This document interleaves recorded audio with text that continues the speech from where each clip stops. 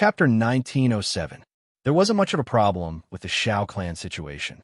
As for the entire Seventh Wilderness, it was a little chaotic due to the death of the will of the Heavenly Way and the Hachibusa Senkai's lack of time to send people over. However, this chaos wouldn't last for long because the Luo Li sector lords had already begun to arrange for people to take control of the entire 8 Wilderness world. The starship arrived at the 7th mainland, which was once the headquarters of the 8 Wilderness. The 7th mainland was indeed much more prosperous than before, and the number of experts had also increased by a lot. Moreover, it was no longer like before, where every clan had their own distinct territory. The current structure of the 7th mainland was completely different from before. According to the original memories, Shao Chun and the others soon arrived at the former human territory. However, at this time, the human territory was no longer completely occupied by the human clan. Many other clans had also established new forces here. Shao City was a small city. This was the current headquarters of the Shao clan, and all the members of the Shao clan lived in Shao City. Moreover, because of Shao Chun, the Yin Sky sect, the Taiyang sect, the Xinyuan clan, and the other forces, the Shao clan could be considered a large clan in the 7th mainland. There were already saints and quasi-saints in the clan, and their strength was quite good. Piloting the starship, Shao Chun and the others slowly landed outside Shao City. At the same time, when the members of the Shao clan learned that Shao Chun and the others had arrived, they personally went out of the city to receive them. Shao Chun was definitely the pride of the Shao clan. Although Shao Chen's family and the Shao clan rarely had any contact over the years, they were still a family after all. Now, the Shao clan was of the same generation as Shao Chun. Many of the old members of the Shao clan had already passed away. After all, they weren't like Shao Chen's family, who had such a high cultivation and a long lifespan. The old members of the Shao clan generally had low cultivation. After so many years, most of them were naturally dead. It could be said that not only Shao Chun, but even Shao Qing and Bai Riyue weren't too familiar with the current Shao family. Outside the city gates, everyone exchanged some pleasantries. After which, Shao Chun and his group arrived at the Shao family mansion. In the front hall, everyone took their seats and looked at the current head of the Shao clan.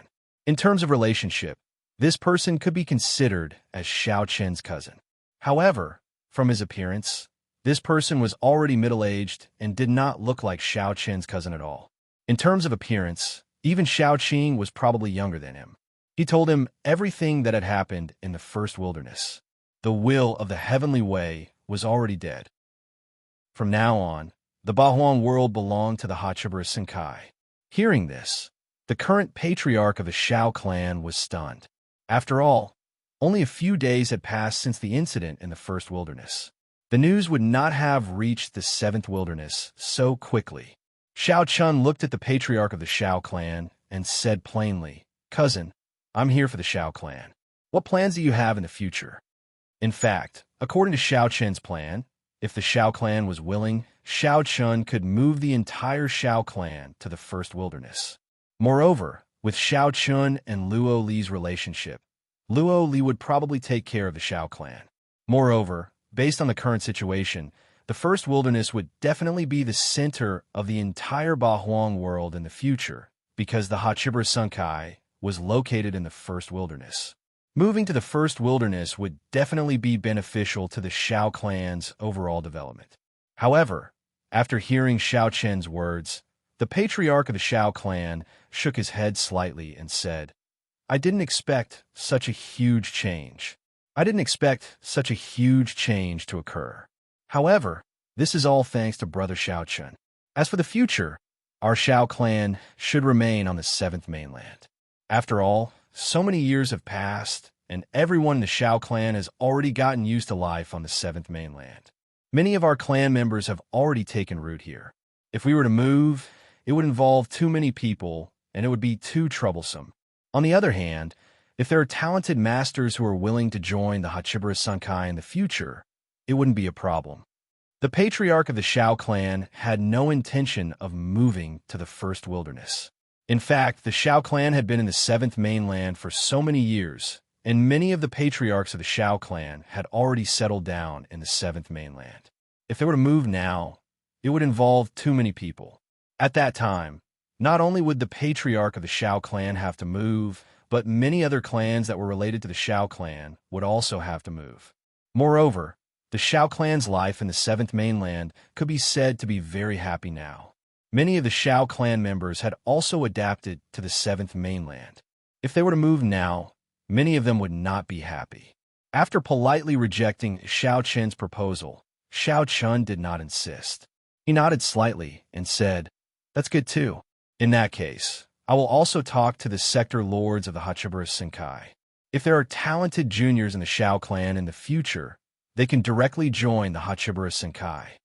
The Shao clan members did not have the intention to move, but Shao Chen still made a series of arrangements for the Shao clan. At the same time, with Shao Chen's help, the patriarch of the Shao clan quickly broke through to the Great Sage realm. With a Great Sage expert overseeing the Shao clan had become a Great Sage clan in reality. Helping a quasi-saint break through to the Great Sage realm was not difficult for the current Shao Chun. He stayed in the Shao clan for about half a month and left a lot of resources for the Shao clan. With these resources, the Shao clan could reach a higher level in a short time. Every single one of the cultivation resources that Shao Chun had left behind was extremely precious to the Shao clan. However, to Shao Chun himself, these cultivation resources were not of much use to him. After staying in the Shao clan for half a month, Shao Chun and the others left to make another trip to the Sacred Palace after dealing with the Shao clan's affairs. The Shao clan members were naturally reluctant to part. After all, the Shao clan was able to achieve what it had today almost entirely because of Shao Chen's existence. It was because of Shao Chun that the Shao clan was able to gain a foothold in the Seventh Mainland and develop in full swing. Many members of the Shao clan regarded Shao Chun as their idol, but even so, Shao Chun could not stay in the Shao clan for long. After leaving this time, Shao Chun did not even know when he would return to the Shao clan next time. Perhaps the next time Shao Chun came to the Shao clan, the entire Shao clan would have already changed. Those Shao clan members he once knew might have already become a pile of dust. After all, with their cultivation, it was naturally impossible for them to be like Shao Chun. Before leaving, Shao Chun arranged everything for the Shao clan. As for the future, it would depend on the Shao clan themselves. However, with Shao Chun's arrangements, the Shao clan's development should only get better and better. Please collect monthly vote recommend. Chapter 1908. After staying in the Shao clan for half a month and settling all the matters in the Shao clan, Shao Chun and the others headed to the Sacred Palace. Shao Chun naturally left behind some cultivation resources and a large number of martial skills for the Sacred Palace. After that, Shao Chun went to the Xinyuan clan, Taiyang sect, and the Dragon clan. After all, they were going to the Great Thousand Domains and didn't know how long it would take for them to return, so they naturally had to make arrangements. After taking care of all the forces that were once on good terms with him, more than a month passed. At this time, the experts sent by the various forces finally arrived at the Seventh Wilderness. Coincidentally, the person in charge of the Seventh Wilderness this time was Li Qiu from the Seventh Domain. Shao Chun was also very familiar with Li Qiu. From now on, Li Qiu would be in charge of the Seventh Wilderness. With his relationship with Shao Chun, Li Qiu would certainly take care of the Shao clan, Taiyang sect, Sacred Palace, Xinyuan clan, Dragon clan, and other forces that were once on good terms with Shao Chun. After settling the matters of the Seventh Mainland, Shao Chun and the others boarded a spaceship and returned to the First Wilderness. Basically, there was nothing left to do in the Eight Wilderness world, so Shao Chun planned to set off for the Great Thousand Domains. However, before that, Shao Chun still invited Luo Li and Hong Lian to have a gathering. This time, Shao Chun only invited Luo Li and Hong Lian. As for the other sector lords, Shao Chun didn't invite Shao Chun. After all, he wasn't very familiar with them. In addition, these sector lords were also very wary of him, so it was better not to meet them. It would be awkward if they met. In Shao Chen's cave, the three of them sat together, drinking and chatting. In fact, Xiao Chun had invited Luo Li and Hong Lian mainly because of Yin Yangzi and Xiao Sheng. Yin Yangzi, Xiao Sheng, and the others had already discussed this with everyone. They did not have the intention to go to the great wide world. After all, they were old, and their drive was naturally not as good as that of the younger generation like Xiao Chun. None of them planned to go to the great thousand world. According to Xiao Chun's idea, it would be best for them to join the Hachibara Senkai. Therefore, Xiao Chun told the truth to Luo Li and Hong Lian. After hearing Xiao Chun's words, Luo Li and Hong Lian readily agreed. After all, it was not difficult for Xiao Chun to arrange for Yin Yangzi, Xiao Sheng, and the others. In addition, Luo Li and Hong Lian had always felt guilty toward Xiao Chun. Naturally, they would not refuse such a small matter. After settling the matter of Yin Yangzi, Xiao Sheng, and the others, Luo Li looked at Xiao Chun and said with a complicated expression, "Are we really leaving?" Luo Li did not agree with the other sector lord's fear of Xiao Chun. After all, the Hachibara Senkai relied entirely on Xiao Chun. Without Xiao Chun, not to mention controlling the 8 Wastelands world, the entire Hachibara Senkai would have been destroyed long ago. But now, the other sector lords were indeed afraid of Xiao Chun. They felt that if Xiao Chun stayed, he would be a great threat to the Hachibara Senkai. It was indeed a little ungrateful, but Luo Li could not do anything about it. In other words, Luo Li was indeed afraid of Xiao Chun. It was just that he did not show it. Knowing that Xiao Chun might leave, Luo Li felt a little guilty. However, Xiao Chun did not mind at all and smiled. The 8 Wastelands world is no longer attractive to me. It's time for me to leave. Moreover, if I don't leave, the other sector lords will not be able to sleep well, right? Xiao Chun teased. Hearing this, Luo Li was first stunned, then revealed an unnatural expression. Obviously, Xiao Chun was right. If Xiao Chun did not leave, the other sector lords would not be confident. After all, if Xiao Chun continued to stay in the Hachibara Senkai, the other sector lords would definitely be on guard. Seeing that Luo Li had fallen silent, Xiao Chun laughed and said, "Haha, don't worry. I will leave in a few days. However, I still hope that the 2 of you can help me take care of my friend and family." "Don't worry about that. I will." Hearing this, Hong Lian replied seriously. They already felt very sorry for Xiao Chun. Towards Xiao Chun's last request, Hong Lian and Luo Li naturally nodded and agreed without hesitation. After finishing the wine in a slightly awkward atmosphere, Luo Li and Hong Lian left. Xiao Chun also began to prepare to leave. Chen Yu, Long Yang, Shun Jun, and Tian Mushi did not leave with Xiao Chun. After all, the 4 of them were only at the immortal stage. Moreover, Xiao Chun's most important task in going to the Great Thousand World this time was to deal with the Sword Sect. Therefore, it was inconvenient to bring the 4 of them along. According to Xiao Chun, he wanted to wait until he had completely taken control of the Sword Sect before sending people to pick up the 4 of them. The 4 of them did not have any objections to Xiao Chun's suggestion and immediately nodded in agreement. The 4 of them would only go to the Great Thousand World in the future. As for Qin Shiru, Bai Riyue, Long Qing, and Xinyuan Ling, no matter what Xiao Chun said, they would not agree and insisted on going to the Great Thousand World with Xiao Chun. In particular, Qin Shiru and the other women.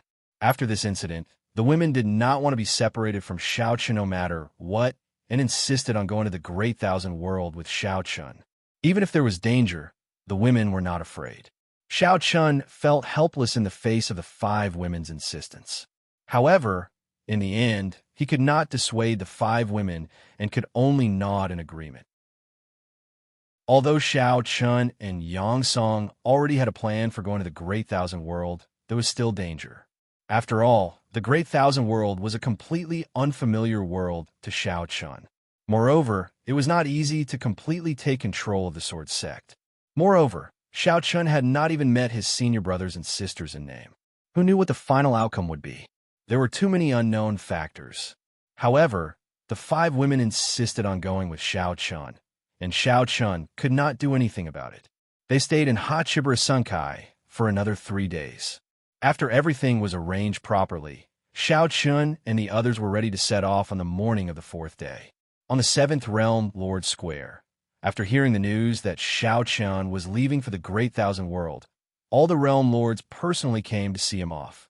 Although they said all kinds of words of reluctance, Shao Chun could still see that except for Luo Li and Hong Lian, the other realm lords had a look of relief in their eyes. Obviously, they were really relieved that Shao Chun was leaving. It was a little hypocritical, but Shao Chun did not expose this. Anyway, he was really ready to leave, and there was no need to care about these things. Moreover, it would be difficult for them to have any interactions in the future, so there was no need to take it to heart. Please add, please vote, please recommend. Chapter 1909. Apart from Luo Li and Hong Lian, Shao Chun didn't pay much attention to the other realm lords. He only said a few perfunctory words. Then, Shao Chun looked at Shao Sheng, Yin Yangzi, Chen Yu, Long Yang, and the others. Shao Chun wasn't worried about Shao Sheng, Yin Yangzi, and the others. They had successfully joined the 7th and 8th realms, and their status was very high. If it weren't for their low cultivation, Luo Li and Hong Lian would probably arrange an elder position for them. In the 7th and 8th realms, Shao Sheng and the others were taken care of by Luo Li and Hong Lian. Shao Chun naturally didn't have to worry about them. After all, Luo Li and Hong Lian were very close to him, especially Hong Lian, who was Hong Xiu's mother. She could be considered as Shao Chun's mother-in-law. Naturally, she wouldn't let Shao Sheng and the others suffer losses. Therefore, Shao Chun only said a few words to Shao Sheng and the others. Then, he turned to look at Chen Yu and the others with a smile on his face. Shao Chun smiled faintly. When I'm done with the sword sect, I'll send someone to pick you up. Chen Yu and the others wanted to follow Shao Chun to the Great Thousand World. After all, at their age, it would be a pity for them to stay in the 8 Desolates world. However, if they went to the Great Thousand World, their future would be limitless. Hearing Shao Chun's words, Chen Yu smiled and said, "Okay, when you're doing well in the Great Thousand World, we'll follow you and eat well." Ha! While speaking, Chen Yu looked as if he wanted to cling to Shao Chun's thigh. Everyone laughed. In response, Shao Chun smiled and gave Chen Yu a punch. "Okay, when I'm done, I'll definitely bring you to eat and drink well." Shao Chun was naturally very casual when talking to Chen Yu. After exchanging a few pleasantries, Shao Chun brought Qin Shu and the other girls, as well as Shao Qing, Bai Riyue, Long Qing, Xin Yuan Ling, Yang Song, and the other sword sect experts onto the starship. After waving goodbye to everyone on the deck, the starship slowly rose into the air, then turned into a flash of light and disappeared. In the end, Shao Chun still left. Yi Xian, Qin Yun, and the other realm masters relaxed as they watched the starship leave. However, Luo Li softly muttered with a smile, "The 8 Desolates world can't keep him here." Shao Chun had chosen to leave. As a result, the conflict between him and the Hachibara Senkai would naturally cease to exist. From today onwards, the 8 Desolates world would belong to the Hachibara Senkai. Of course, Shao Chun didn't care about the 8 Desolates world at all. So when he left, Shao Chun didn't have the slightest bit of reluctance to part with the Hachibara Senkai. If there was anything, it would be reluctance to part with an old friend. The current Shao Chun didn't care about the 8 Desolates world at all. After Shao Chun left, everyone felt a little emotional. For example, Shao Sheng and the others, they all knew that they didn't know when they would see each other again. However, even though he was deeply reluctant, Shao Sheng was still proud of Shao Chun. This was because in the future, the entire 8 Desolates world would probably know that there was once a Shao Chun here. His talent was unparalleled, and Shao Chun was a member of his Shao clan, a descendant of Shao Sheng. He couldn't help but think back to when he first met Shao Chun. At that time, Shao Chun was still very weak, but now it felt like in the blink of an eye, Shao Chun was already standing at a height that Shao Sheng, had to raise his head to look up to. The former brat had truly grown up. He no longer needed the care of his elders and could truly soar into the sky. A proud smile hung on the corner of his mouth, but his eyes were red. Everyone was very reluctant to part with Shao Chun, but at this time, Shao Chun had already left on the starship. At this time, in the small world inside the starship, Xiao Chun and Yang Song were sitting opposite each other in a bamboo courtyard. The two of them were discussing matters after heading to the great wide world. Compared to his reluctance to part with everyone, after leaving, Xiao Chun still had to face the temptation of the great wide world. This was the center of the myriad worlds, and it was also a place where experts were as common as clouds. After leaving the eight desolates world and heading to the great wide world, Xiao Chun's heart was filled with strong expectations. Whether he could truly gain a foothold in the great wide world and become an expert was an unprecedented challenge for Xiao Chun. At the same time, not only did it stimulate Xiao Chun, but it also made Xiao Chun's blood boil unconsciously. However, if he wanted to truly make a name for himself in the great wide world, the first step was to successfully control the sword sect. If he could not even control the sword sect, then there was no need to talk about other things. Now that they had a plan, Xiao Chun and Yang Song were discussing some details. According to Yang Song, if Ying knew that Xiao Chun had gone to the great wide world, he would send people to intercept and kill him. Therefore, after entering the great wide world, they had to be careful and not expose their whereabouts. Moreover, according to Xiao Chun's intention, he did not need to bring too many people with him to find his senior brothers and sisters. According to Xiao Chun's idea, after arriving at the great wide world, he only needed Yang Song and a few elders. It would be best if the number of people did not exceed 5. As for the others, they would just drive the starship back to the sword sect. If there were too many people, their whereabouts would definitely be exposed. Secondly, many things would not be easy to handle. Yang Song completely agreed with Xiao Chun's idea. He nodded slightly and looked at Xiao Chun. Yang Song said, "Sect leader's words are reasonable. It is indeed not good for us to bring too many people with us. Otherwise, Ying will easily find out our whereabouts. Yes, so I was thinking that once we arrive at the great wide world, we will immediately leave the starship and secretly rush to the family Nangong." Hearing this, Xiao Chun nodded and said, "Among Xiao Chun's 4 senior brothers and sisters, the easiest to find was eldest senior brother Nangong Guan and second senior brother Zhou Song. According to Yang Song, if they entered the great wide world from the 8 desolates world, the family Nangong would be the closest. Therefore, the two of them planned to visit eldest senior brother Nangong Guan first. As for third senior brother Wu Huan, he did not have a fixed residence, so it would not be easy to find him. However, Nangong Guan might be able to contact him. As for fourth senior sister Xiao Xiao, as the holy maiden of the Moon Palace, it would be even more difficult to meet her. After all, the Moon Palace was one of the 10 great Ling Tian sects. Not just anyone could enter the Moon Palace.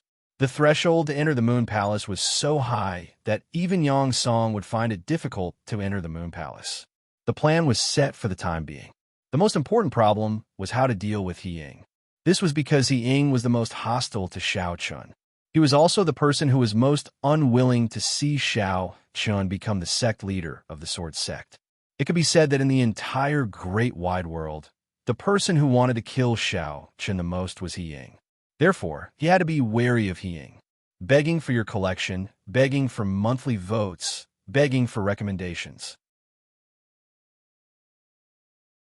Chapter 1910. The most important problem was still He Ying. Of course, the 3 neutral sword leaders still had to be careful. Although they did not show any killing intent toward Xiao Chun, they would definitely not support Xiao Chun. If they secretly reached an agreement with He Ying, then it would be really dangerous. Xiao Chun's expression changed. He Ying's expression changed. Xiao Chun kept Yang Song's advice in mind. After all, this trip to the Great Thousand World was a new world for Xiao Chun. Moreover, Xiao Chun did not have any foundation in the Great Thousand World. Therefore, no matter what, he had to be careful.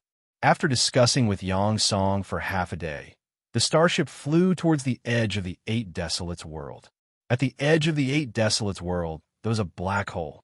This black hole was the entrance to the Great Thousand World. However, in order to pass through this black hole, one must have the protection of an immortal Grey Talisman Array or one that surpassed the immortal Emperor Grey Talisman Array. Otherwise, it would be impossible to pass through. This was also the reason why no one from the Eight Desolates world had been to the Great Thousand World for so many years. In less than 2 days, the starship Shao Chun and the others arrived at the black hole. Just as they were about to pass through the black hole, the entire starship was enveloped by a golden light. Needless to say, this was the starship's defensive talisman array. Moreover, this talisman array must have surpassed the immortal grade talisman array. Otherwise, it would not have been able to withstand the storm in the black hole. The golden light enveloped the starship. At the same time, the entire starship turned into a ball of golden light and rushed into the black hole. The starship rushed into the black hole. At first, it was a little bumpy, but soon it returned to normal. However, at this time, the starship seemed to be in the depths of a huge whirlpool. It was surrounded by whirlpool-like gales. According to Yang's song, it would take 5 to 6 days to pass through the black hole. Under normal circumstances, there would not be any problems. They just had to wait quietly. In the black hole, the space was completely broken, so the speed of the starship was even faster. Even so, it would take 5 to 6 days to pass through the black hole and reach the vast thousand world. This showed how far the Hachibara Sunkai was from the vast thousand world. With the speed of the Sword Sect starship, it only took them 2 days to reach the entrance of the black hole from the first wilderness. However, it would take them 5 to 6 days to pass through the black hole. Moreover, the speed of the starship in the black hole was several times faster than when they were in the Eight Wastelands. Traveling through the black hole was extremely boring because there was only darkness all around. There was no scenery at all. Bored to death, Shao Chun began to cultivate. In his spare time, he spent time with his family in Luan Luan. Speaking of Luan Luan, the little girl had grown up. She was doted on by Shao Qing and by Rui. Whenever Shao Chun asked the little girl to cultivate, the little girl would sneak away or slack off. Every time Shao Chun wanted to teach her a lesson, Luan Luan would run to her grandparents. With Shao Qing and Bai Ryue doting on her, Shao Chun could not do anything to the little girl. After all, no matter how strong Shao Chun was, he could not disobey Shao Qing and Bai Ryue. On this day, as usual, Luan Luan sneaked away again. Shao Chun went all the way to Shao Qing and Bai Ryue's residence.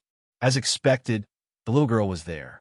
When she saw Shao Chun coming, Luan Luan immediately hid behind Bai Ryue. In response, Shao Chun said with a sullen face, "Come out." "No." Hearing Shao Chun's words, Luan Luan pouted and said. With Bai Ryue's support, Luan Luan was not afraid of Shao Chun. Just as Shao Chun was about to reprimand her, Bai Ryue spoke first and looked at Shao Chun with displeasure. "What are you doing? Luan Luan is so young. Don't scare her." Hearing Bai Ryue's words, Shao Chun's head was filled with black lines. This little girl was timid? One must know that with the doting of the family, Luan Luan's character was becoming more and more daring. Would she be afraid? He fiercely glared at Luan Luan. Did she think that with Bai Ryue's support, he would not be able to do anything? A smile flashed across Shao Chun's eyes. He pretended to be angry and said, "Good. Now you don't even listen to your father? In that case, you don't have to call me daddy anymore. I don't have such a disobedient daughter." Hearing Shao Chun's words, Luan Luan was stunned. However, she immediately cried and ran to Shao Chun. She hugged Shao Chun's trousers tightly and said, "No, Daddy, don't abandon Luan Luan." Although Luan Luan was very naughty now, she was still incomparably dependent on Shao Chun. This little girl was not afraid of anything. The only thing she was afraid of was that Shao Chun would abandon her. Looking at Luan Luan's tear-stained face, Shao Chun's heart felt warm. However, on the surface, he still said fiercely, "Then go and cultivate. Today's cultivation is not over yet." Hearing Shao Chun's words, Luan Luan obediently went to cultivate. Shao Chun went to Bai Ryue's side and sat down. He looked at Luan Luan, who was seriously cultivating. From time to time, the little girl would steal a glance at him. Shao Chun secretly laughed in his heart and said, "Hey, the older the ginger, the spicier it is. Little rascal, you're still a little lacking when it comes to fighting with your father." Luan Luan's cultivation had always been a headache for Shao Chun. Firstly, this little girl's innate talent was extremely high. Her cultivation speed was so fast that not only Xiao Chun, but even Yang Song couldn't help but be surprised. She only cultivated for half an hour every day. However, even so, she had already attained the cultivation of semi-sage realm. What kind of concept was this? A 4 or 5-year-old child had the cultivation of semi-sage realm. Even if she started cultivating in her mother's womb, it shouldn't be so exaggerated. Her cultivation speed was simply amazing. Unfortunately, this little girl Wan Wan was too careless with her cultivation. This made Xiao Chun feel very helpless. Sitting next to Bai Ryue, Xiao Chun looked at his mother and said with a wry smile, "Mother, don't spoil Wan Wan too much in the future. If this goes on, no one will be able to control her." "How can I do that? She's my granddaughter. If I don't spoil her, who will?" Xiao Chun originally wanted Bai Ryue to not spoil Wan Wan too much. However, as soon as his voice faded, Bai Ryue directly refused. Obviously, this matter wasn't negotiable. The old man doted on his granddaughter. Sigh. Xiao Chun sighed helplessly. The next few days passed peacefully for Xiao Chun. On the 6th day, the starship that everyone was on really rushed out of the black hole. Then, Xiao Chun saw a continent that stretched as far as the eye could see. The black hole was at the edge of this continent. As soon as they rushed out of the black hole, Xiao Chun and the others arrived on this magnificent continent. This was also the location of the Great Thousand World. Begging for collection, begging for monthly votes, begging for recommendation. Chapter 1911. The exit of the black hole was at the edge of the continent, and it was not only the black hole that led to the 8 Wastelands world. Standing on the deck, Xiao Chun saw that there were dozens of black holes of the same size beside the black hole that led to the 8 Wastelands world. Each black hole was an entrance to a different world, and dozens of black holes were entrances to dozens of different worlds. Standing beside Xiao Chun, Yang Song said softly, "Sect leader, this is the Great Thousand World.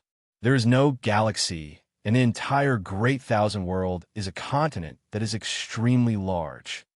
The Great Thousand World was a continent, unlike the 8 Wastelands world, where there was a starry sky and a division between wastelands. The Great Thousand World did not have these and was simply a continent. Around the edges of this continent were countless black holes that led to different worlds. One should not underestimate the Great Thousand World just because it was a continent. The size of the Great Thousand World was at least 100 times that of the 8 Wastelands world, and this was only the size of the continent. The vastness of the Great Thousand World was obviously not something that the 8 Wastelands world could compare to. Just as Xiao Chun and the others rushed through the black hole, they did not know that there was an expert in the Sword Sect's uniform hiding outside the black hole. When he saw Xiao Chun and the others, he immediately took out a voice transmission talisman and sent a message. According to the plan of Xiao Chun and the others, after arriving at the Great Thousand World, they immediately left the starship and secretly rushed to Family Nangong. Therefore, as soon as the starship entered the sky above the Great Thousand World, Xiao Chun, Yang Song, the 3 elders by Ryue, Xiao Qing, Qin Shu, Wan Wan, the Wine Taoist, and the others directly left the starship. The boundless continent of the Great Thousand World was divided into 108 provinces, and the area of each province was not smaller than the 8 Wastelands world. Xiao Chun and the others had rushed over from the 8 Wastelands world and arrived at Southyu province as soon as they entered the Great Thousand World. The family Nangong happened to be in Southyu province. As for the Sword Sect, it was very far from Southyu province and was separated by more than 30 provinces. Therefore, in Southyu province, the Sword Sect's influence was not that strong. It could even be said that it was very weak. According to the plan, Xiao Chun and the others left the starship and rushed to the family Nangong alone. At the same time, in the Sword Sect, who knew how many tens of thousands of kilometers away, a middle-aged man in a golden robe sat cross-legged in the garden with his eyes closed. Suddenly, a golden light flashed and directly entered the middle-aged man's mind, after which the middle-aged man slowly opened his eyes. There was a cold glint in his eyes that were as calm as an ancient well. That middle-aged man had a very handsome appearance. Furthermore, he gave off an indescribable feeling. That feeling was constantly attracting you. However, at this moment, coupled with the chill in his eyes, the middle-aged man gave off a sinister feeling. The corners of the middle-aged man's mouth curled into a smile as he said faintly, "He really came. A mere brat wants to become the sect leader of the sword sect. He must be dreaming." This middle-aged man was none other than He Ying, one of the two deputy sect leaders of the sword sect, just like Song Xing. He had already arranged for someone to monitor the surroundings of the black hole. At this moment, that person had already sent back news that Xiao Chun had followed Yang Song to the Great Thousand World. When he received the news, the first thought in He Ying's mind was to kill Xiao Chun. As for Xiao Chun, He Ying did not think highly of him. He only felt that this brat was just lucky. If he really wanted to become the sect leader of the sword sect, he was still far from it. At first, He Ying thought that if Xiao Chun obediently stayed in the Eight Desolates world, then he would not bother to send anyone to the Eight Desolates world. However, now that Xiao Chun had come to the Great Thousand World, he could not pretend that he did not know. Soon, a short old man rushed over from He Ying's cave dwelling. When he saw He Ying, the old man respectfully bowed and said, "Greetings, deputy sect leader. No need to be so courteous. Have a seat." Hearing this, He Ying nodded slightly, and then personally poured a cup of tea for the old man, before continuing. "That brat has already come to the Great Thousand World with Yang Song. I want you to personally make a trip to South Yu Province and completely deal with this brat." When he heard Yang Song's words, a look of disdain appeared on the old man's face. "Deputy sect leader, isn't it making a mountain out of a molehill for me to personally deal with a brat?" The old man did not hide his disdain for Xiao Chun. Of course, he had the right to do so because he was one of the 5 great sword leaders of the sword sect. He was known as the Sky Snake Sword, and his name was Yuan Lin. As one of the 5 great sword leaders, Yuan Lin's cultivation and combat strength were not inferior to Yang Song. However, when he heard Yuan Lin's words, He Ying shook his head slightly. A lion will use all its strength, even when hunting a rabbit. This time, he does not pose any threat, but if we do not get rid of him, it will be unsettling. Furthermore, Song Xing and Yang Song are idiots who are extremely loyal to this brat. Therefore, I want to kill him in one blow. This time, we can only succeed. In fact, with Xiao Chen's cultivation, it was completely unnecessary for Yuan Lin to personally deal with him. He only needed to let his subordinates do the job. However, Xiao Chun was now protected by Yang Song. If he sent someone else to deal with him, Yuan Lin was afraid that something would happen. If that happened, it would be difficult to deal with. It was also because He Ying was temporarily unable to leave the sword sect. After all, Song Xing had always been in the sword sect. He naturally had to stay behind to oversee the situation. Otherwise, He Ying would have been more than happy to do it himself. Having lived for countless years, He Ying knew the principle of the snake does not bite. Since he had decided to take action, He Ying would not give Xiao Chun any chance. For someone like Xiao Chun, who had such great luck, only God knew when he would grow up. He Ying had seen many similar situations in his life where one did not remove the roots of the weeds, and the weeds would grow again when the spring breeze blew. Because of the initial underestimation, there would always be fish that escaped the net, and it just so happened that these fish that escaped the net, many years later, would become the blade that ended one's life. Therefore, since He Ying had decided to deal with Xiao Chun, he would never give Xiao Chun any chance. Even though Xiao Chun was only an immortal emperor, He Ying still sent one of the 5 great sword leaders, Yuan Lin, to deal with him personally. This was to cut off all possibilities of accidents. Upon hearing He Ying's words, Yuan Lin did not refuse. After thinking for a while, he nodded and said, "Deputy Sect Master, don't worry. I will bring back the head of this kid. And, of course, I'm not worried about you. However, we can't be careless. We can bring more people with us. In short, we must not let that kid escape. As for the others, Yang Song is not easy to deal with. We can let him go for the time being. The most important thing is that kid's life. We must take it. Begging for your collection, begging for monthly votes, begging for recommendation. Chapter 19:12. He Ying's objective this time was very simple, which was to kill Shao Chun. As for the others, including Yang Song, He Ying did not care about them. Therefore, He Ying told Yuan Lin that no matter what the situation was, killing Shao Chun was the first priority. As for the others, they could be ignored. He Ying's first move was to kill, and he even sent Yuan Lin out. In response to He Ying's instructions, Yuan Lin nodded respectfully. On the same day, Yuan Lin left the sword sect secretly with his men.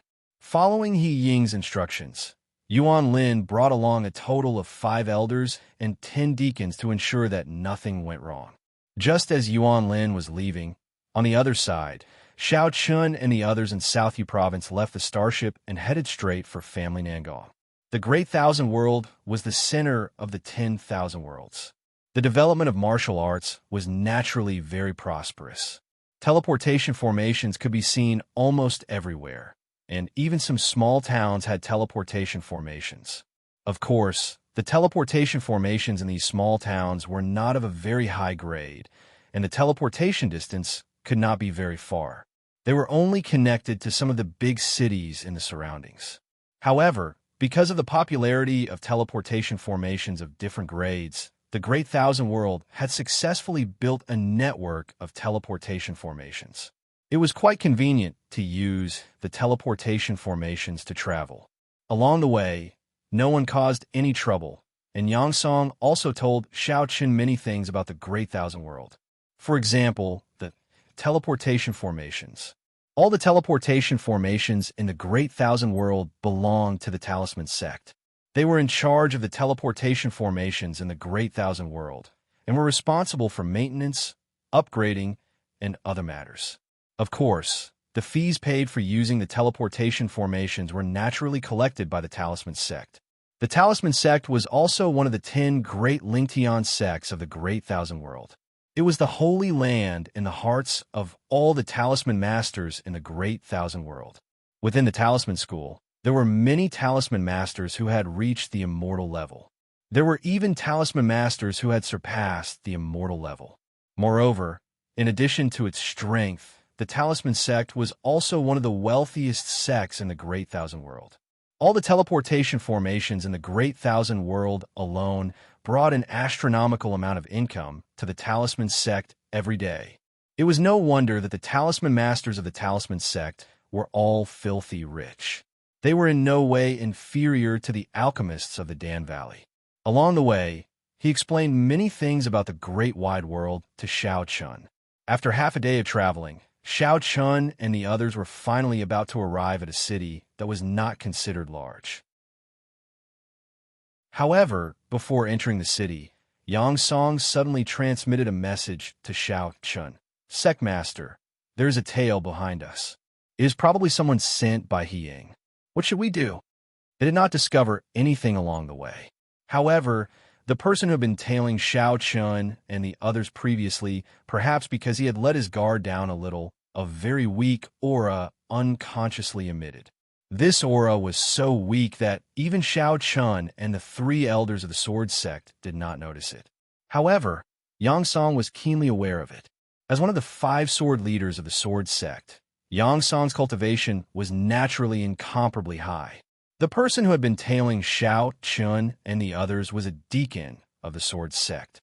It was already difficult for him to hide from the 3 elders, let alone from Yang Song.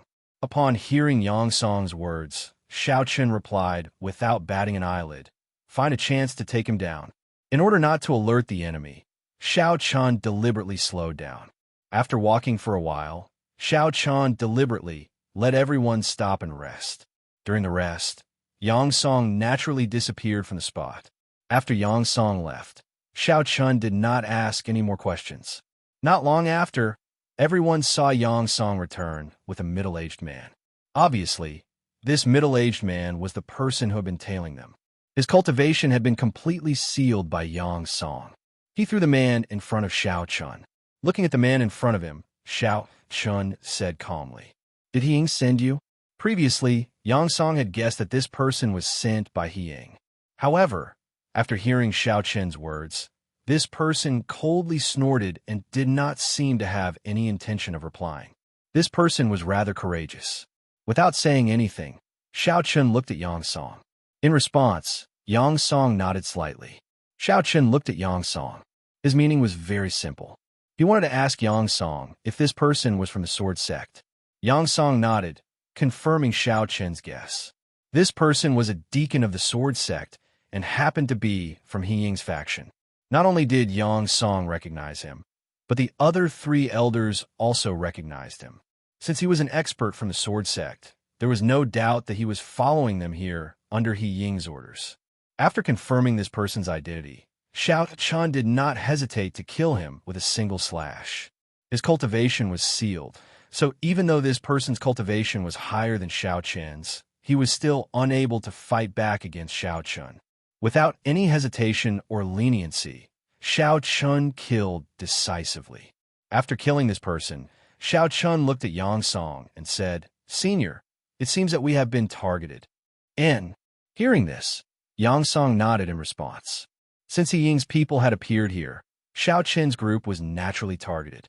As for whether He Ying would do anything, no one knew. However, according to Yang Song's understanding of He Ying, he was certain that He Ying had already taken action. Looking at Xiao Chun, Yang Song was still unsure of how He Ying would act and who he would send, but no matter what, he could not let his guard down. Immediately, Yang Song sent a message to Song Xing, who was in the sword sect, asking if He Ying had left the sword sect. Soon, Song Xing replied, saying that He Ying had not left the sword sect, but Yuan Lin had secretly left with his people. However, Song Xing still found out. Hearing that Yuan Lin had left with his people, Yang Song's eyes flashed with a hint of seriousness. Then he looked at Xiao Chun and said, "Sectmaster, I think we have to hurry. He Ying should have sent Yuan Lin personally. This Yuan Lin is the same as me, one of the 5 great sword leaders of the sword sect. If he makes a move, I'm not confident that I can beat him." He Ying's actions were faster than Yang Song expected, and he was also more ruthless. He did not expect that He Ying would directly send out Yuan Lin. With Yuan Lin personally taking action, even if Song Xing wanted to help, he would not be able to. This was because Song Xing's subordinates, other than Yang Song, no one else could contend with Yuan Lin. He had to hurry to the family Nangong and see what Nangong Wan's attitude was. If he was willing to help Xiao Chun out of consideration for their relationship as fellow disciples, then things would be fine. However, if Nangong Wan was not willing to help, then Xiao Chun's situation would not be optimistic. Begging for collection, begging for monthly votes, begging for recommendations. Chapter 19:13. They needed to get to family Nangong as soon as possible. After hearing Yang Song's words, Xiao Chun nodded in agreement. Without further delay, the group immediately entered the city. They wanted to use the transportation array in the city to get to family Nangong and find Xiao Chun Sr., Nangong Wan. After Xiao Chun and the rest left, a short half a day later, in the dense forest where Xiao Chun and the rest were, a dozen experts dressed in black appeared. Needless to say, these people were naturally Yuan Lin and the rest who had rushed over from the sword sect. There was still a faint smell of blood in the air. A cold light flashed in Yuan Lin's eyes as he said coldly, "Do you think you can escape?" Along the way, they had followed the traces of the deacon from before. However, from the looks of it, the deacon who was originally in charge of tracking Xiao Chun and the rest had probably been killed by Yang Song. However, Yuan Lin did not care too much about this. If he killed the deacon, then so be it. Even so, Xiao Chun and the rest would not be able to escape. After speaking, Yuan Lin immediately led the group towards Xiao Chun, who was not far away. Since Xiao Chun and the rest had abandoned the starship, they must have used the transportation array. Therefore, Yuan Lin predicted that Xiao Chun and the rest must have entered the city. Just as Yuan Lin predicted, Xiao Chun and the rest had indeed entered the city. However, at this time, Xiao Chun and the rest had already left through the transportation array. Xiao Chun and the rest destination was Nangong City, where family Nangong was located. However, due to the small size of this small city, there was no transportation array that led directly to Nangong City. As such, Xiao Chan and the rest could only go to other cities that were slightly closer to Nangong City. Only then would they be able to reach Nangong City through the transportation array. Without any stops along the way, Xiao Chen's group finally arrived at Nangong City after 2 days. As family Nangong's headquarters, Nangong City was one of the largest cities in the entire Southyu province. Nangong City was divided into the outer city and the inner city. Xiao Chun and the others took the teleportation array and arrived at the outer city. If they wanted to see Nangongwan, they had to go to the inner city. The Nangong City was huge, and in this place the Nangong clan was the overlord without a doubt. Finally, they arrived at Nangong City. Xiao Chun and the others looked a little travel-worn as they had not rested at all for the past 2 days. Fortunately, their cultivation base was not low, so they were still able to hold on.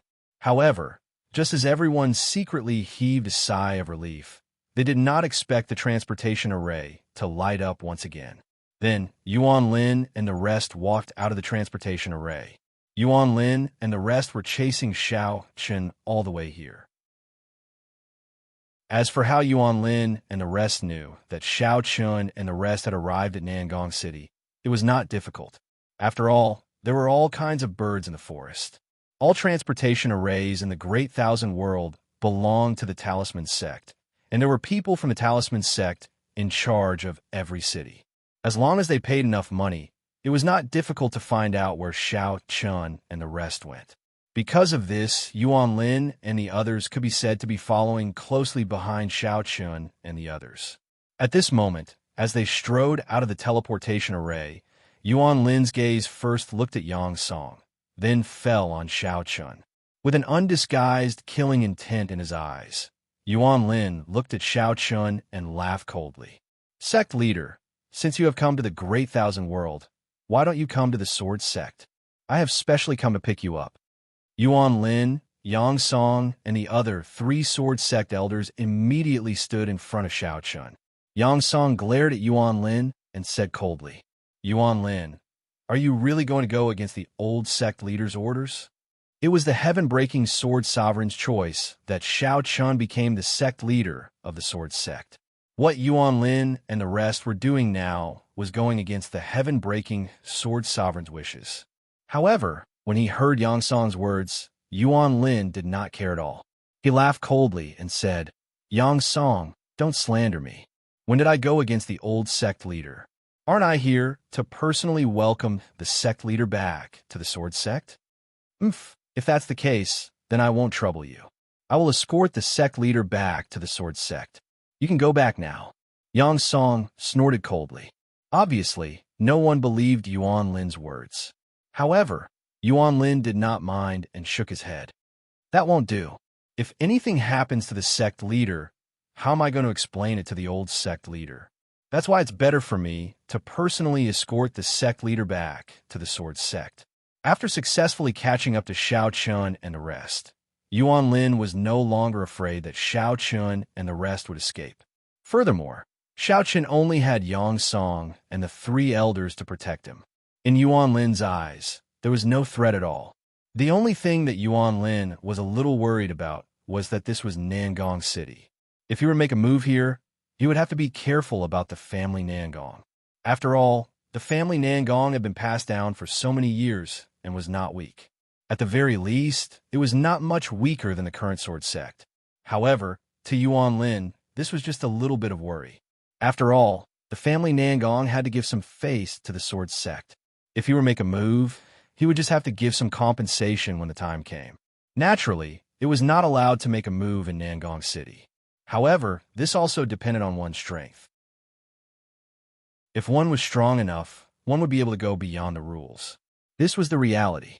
Yang Song obviously would not allow Yuan Lin to take Xiao Chun away. If Xiao Chun were to fall into Yuan Lin's hands, the result would be obvious. Coldly looking at Yuan Lin, Yang Song was already secretly on guard, in case Yuan Lin suddenly made a move. Looking at Yang Song, who would rather die than retreat, the killing intent in Yuan Lin's eyes grew stronger. A faint killing intent spread out from his body. Immediately after, He coldly said to Yang Song, Yang Song, this is your own death wish. You can't blame anyone else. Yuan Lin was already prepared to make a move. At the same time, a deacon who had followed Yuan Lin here also coldly shouted at the surrounding cultivators. The sword sect is here to handle matters. Get lost. Due to the confrontation between the two sides, many cultivators outside the transportation array were attracted to watch. However, at this time, after hearing that Yuan Lin and the others were expert from the sword sect, many people immediately left. To them, the sword sect was not to be trifled with. After ordering the surrounding onlookers to back off, the deacon walked towards a nearby symbol master from the symbol gate. A smile appeared on his face as he spoke. These people are people that my sword sect wants to capture. I hope that our friends from the symbol sect can make things convenient for us. Of course, all losses will be borne by my sword sect. After all, this was the periphery of the transportation array. If they wanted to make a move, they obviously had to inform the symbol sect. As he spoke, the deacon handed a storage ring to the symbol master. It was obvious that there were many good things inside. Hearing these words, the symbol master calmly received the storage ring. Using his divine sense, he checked the contents of the ring. Soon after, he smiled and said, "Hurry up. Don't worry, it will be over soon." Hearing these words, the deacon smiled and replied, "Begging for collection, begging for monthly votes, begging for recommendations." Chapter 19:14. This time, Hing had repeatedly warned Yuan Lin not to let any accidents happen. Therefore, Yuan Lin had to pay a huge price. Otherwise, if it was someone else, Yuan Lin might not have chosen to make a move in Nangong City. After all, the price he had to pay was quite high.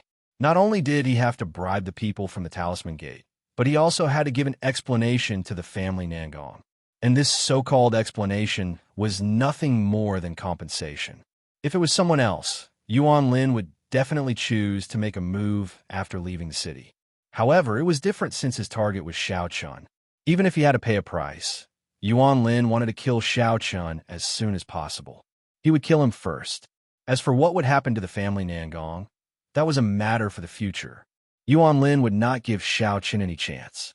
This could be seen from the fact that Yuan Lin did not hesitate to make a move in Nangong City. The Talisman Gate had already been arranged. At the same time, a sharp sword intense soared into the sky from Yuan Lin's body. Then, a terrifying aura instantly locked down the entire space. An almighty immortal emperor was able to lock down space. Needless to say, an expert at Yuan Lin's level was able to do so. With the space locked down, the battle would not affect the surrounding area. At the same time, the people inside would not be able to leave unless their strength was close to Yuan Lin's and could break through Yuan Lin's space lock. However, it was obvious that with the cultivation of Xiao Chun and the rest, they would not be able to do so. The space was slowly being locked down. However, at this moment, Yang Song suddenly made a move.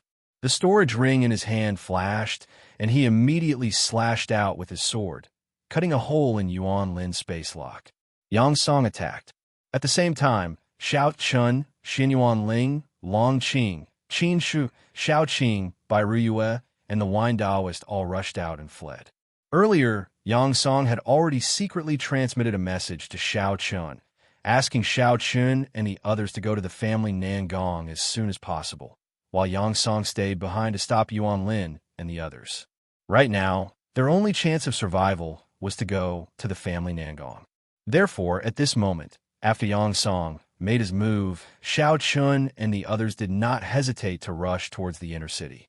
Seeing Xiao Chun and the others' actions, Yuan Lin didn't care at all and sneered, "Do you think you can run away?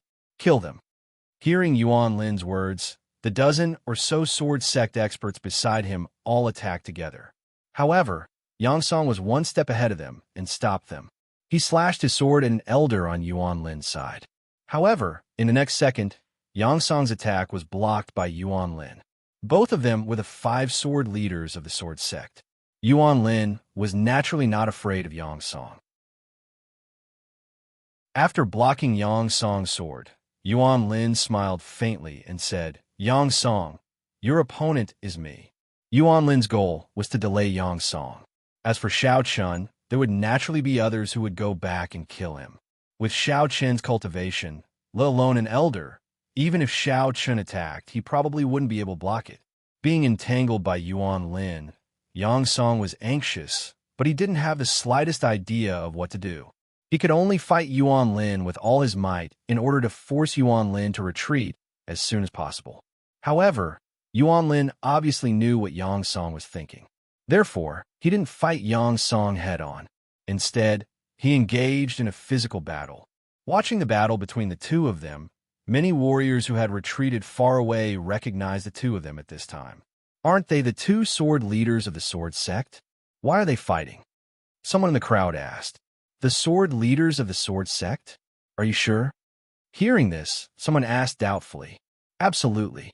One is the Five Mountains sword Yang Song, and the other is the Sky Snake sword Yuan Lin. There's no mistake. The two sword leaders of the sword sect started fighting. At this time, the onlookers also became interested. After all, it wasn't easy to see a battle between experts at the level of the five sword leaders of the sword sect. The onlookers didn't know why Yang Song and Yuan Lin were fighting. They just wanted to watch the show. After all, they weren't qualified to interfere in the affairs of the sword sect. Yuan Lin and Yang Song were fighting fiercely. On the other side, Xiao Chun and his group were also rushing towards the inner city. However, with the speed of Xiao Chun and his group, compared to the many experts of the sword sect, they were still slower. Before they reached the inner city, the two sword sect experts had already caught up to them. The two sword sect experts only blocked the path of Xiao Chun and his group. This was the result of Yang Song and the three elders desperately trying to stop them.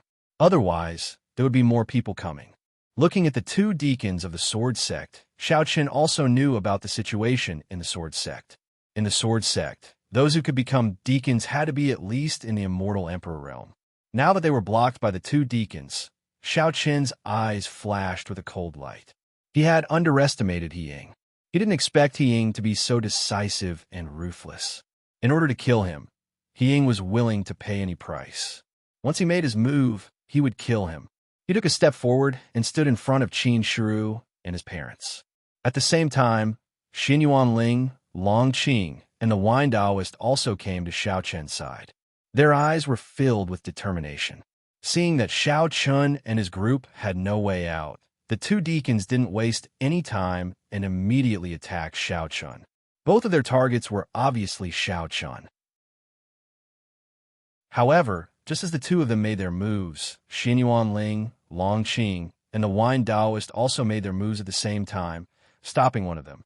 On the other hand, Xiao Chun was engaged in a fierce battle with another person. Although Xiao Chun's cultivation base was at the Great Perfection Immortal Emperor realm, the deacon he was fighting had already reached the Great Perfection Immortal Emperor realm. Obviously, Xiao Chun was at a disadvantage after the collision.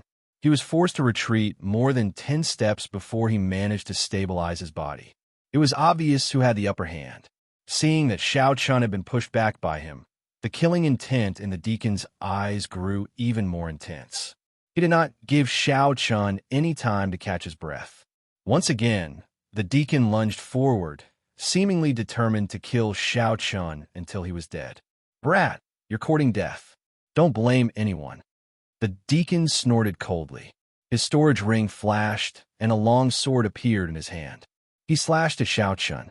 Xiao Chun naturally didn't dare to be careless in the face of a Great Perfection Immortal Emperor Realm expert. He immediately unleashed his sword realm.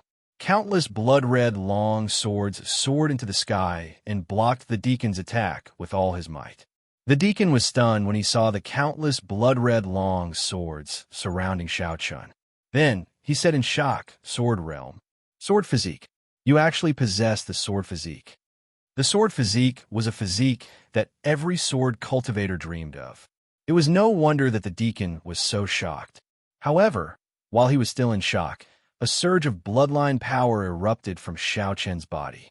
The deacon's expression changed drastically when he sensed the surge of bloodline power. Begging for collection, begging for monthly votes, begging for recommendation.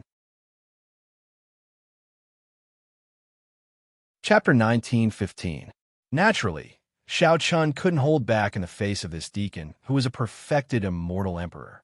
Even so, it was still difficult for Shao Chun to contend with this deacon. After all, there was a huge gap between their cultivation bases. Shao Chen's combat strength was already extremely heaven-defying to be able to contend with this deacon. However, at this moment, as the bloodline power in Shao Chen's body soared into the sky, the deacon, who was already very surprised, suddenly changed his expression. He sensed the exact same aura from Shao Chen's bloodline power as the heaven-breaking sword sovereign. If it weren't for the fact that Shao Chen's bloodline power was worlds apart from the heaven-breaking sword sovereign's, perhaps the deacon would have thought that the person in front of him wasn't Shao Chun, but the heaven-breaking sword sovereign. The deacon's expression changed drastically. He said in disbelief, "The heaven-breaking sword sovereign passed his bloodline power to you." Shao Chen's bloodline power was exactly the same as the heaven-breaking sword sovereign's. There was only one possibility, and that was that Shao Chen's bloodline power was passed down to him by the heaven-breaking sword sovereign. He was extremely shocked. He didn't expect the heaven-breaking sword sovereign to pass down his bloodline power to Shao Chun. This was enough to prove that Shao Chen's identity was real. However, the killing intent in the deacon's eyes grew even stronger. Because of this, Shao Chun deserved to die even more. He absolutely couldn't allow Shao Chun to return to the sword sect. After all, there were many elders in the sword sect who were also heaven-breaking sword sovereigns. Even though the heaven-breaking sword sovereign had been missing for many years, his prestige in the sword sect was still unmatched. On the other hand, Shao Chun possessed the bloodline power of the heaven-breaking sword master. If he were to be allowed to return to the sword's gate alive, who knew how many people would jump out to support him? Even those who were neutral would probably switch sides. His eyes were brimming with killing intent, but it was at this moment that Shao Chun suddenly shouted in the direction of the Nangong family. "Nangong Guan, your junior brother is about to die." The situation was very bad. Moreover, if this dragged on, Yuan Lin's people would definitely come. Yang Song and the other three wouldn't be able to stop them. Therefore, Shao Chen had no choice but to shout in hopes that Nangong Guan would hear him and show herself. The deacon didn't understand what Shao Chen meant. He sneered and said, "Kid, no one can save you today." He didn't think that the family Nangong would help Shao Chun. After all, Shao Chen's death was nothing compared to offending the sword sect. After he finished speaking, the deacon attacked again. Shao Chen had no choice but to fight to the death. The battle continued. At the same time, in the center of the inner city, there was a simple and beautiful house. This was the family Nangong's mansion. It had been here for many years. To be able to become a first-rate force in the Great Thousand World in the form of the family Nangong, there was no need to doubt its strength. Apart from the 10 great Lingtian sects, the family Nangong didn't fear any other forces in the Great Thousand World. At this moment, in the backyard of the family Nangong, a handsome middle-aged man was brewing tea. There were several people standing respectfully in front of him, as if they were reporting something to him. This middle-aged man merely sat there, yet he gave off a faint oppressive might. This sort of oppressive might was naturally formed by being in a high position for many years. The middle-aged man was the target of Shao Chen's trip. He was the current head of the family Nangong, Nangong Guan. He was also Shao Chen's eldest senior brother. It was as if he didn't care about the reports of the people in front of him. Facing Nangong Guan's natural attitude, one of the old men said anxiously, "The two sword heads of the sword sect and the family Nangong Guan are fighting in the outer city. Are we not going to do anything about it?" The family Nangong naturally knew about the fierce battle between Yuan Lin and Yang Song. However, Nangong Guan didn't say anything about it. It was as if she didn't care at all. Nangong City was the headquarters of the family Nangong. In this city, the family Nangong was the sole overlord and had absolute prestige. Yang Song and Yuan Lin were actually fighting in the city. It was obvious that they didn't put the family Nangong in their eyes. That was why the old man said this angrily. According to the old man, he wanted to take action himself and capture Yuan Lin and Yang Song. If the two of them couldn't give the family Nangong a satisfactory answer, even if they were the 5 sword heads of the sword sect, he wouldn't let them off so easily. Unfortunately, in the face of everyone's anger, Nangong Guan was only minding her own business as she brewed her own tea, not saying anything at all. Hearing those words, Nangong Guan poured herself a cup of tea and took a sip, then said indifferently, "Don't worry, it's fine, it's fine, it's fine, it's fine, it's fine. Capture them for what? Let them fight. When they're done fighting, we'll go capture them. But family head, what if they run away?" Hearing this, the old man said worriedly. Hearing this, Nangong Guan smiled and said, "Run? In Nangong City, if the family Nangong doesn't agree, who can run away?" Yang Song and Yuan Lin were openly fighting in Nangong City, so Nangong Guan naturally couldn't just sit by and watch. Nangong Guan wanted them to fight, and when they were done, they would come back to the family Nangong to explain. As for whether or not the two of them would run away, Nangong Guan wasn't worried at all. This was Nangong City, and without Nangong Guan's approval, who could leave? Openly fighting in the outer city was undoubtedly not putting the family Nangong in their eyes. If Yuan Lin and Yang Song didn't give the family Nangong a satisfactory explanation, with Nangong Guan's personality, she would probably ask Ying and Song Xing to personally come and get them. It was as if she didn't care about this matter at all. Indeed, this small matter was nothing to the family Nangong, so there was no need to make such a big fuss. Hearing Nangong Guan's words, the people in front of her nodded helplessly. They knew that their family head was a person who kept her word. In the family, as long as Nangong Guan decided on something, no one could change her mind. She continued to drink her tea unhurriedly. Looking at the people in front of her, Nangong Guan waved her hand and said, "Go. When they're done fighting, invite them back to the family Nangong as guests." Although she said they were guests, it was obvious that she wanted to capture them. Hearing this, everyone respectfully nodded and prepared to leave. However, at this moment, before anyone could take a step forward, a shout came from the direction of Xiao Chun in the outer city. "Nangong Guan, your junior brother is about to die." The voice was carried by spiritual energy, which was why it reached the family Nangong. Hearing this, Nangong Guan, who was originally calm, was slightly surprised. She immediately turned her head and looked in the direction of the voice. "Sorry, brothers, there was a blackout in the morning. The electricity only came back now. This is the first update." Chapter 19:16. The sudden voice startled Nangong Guan and the other Nangong family's experts, and Nangong Guan immediately turned her gaze towards the source of the voice.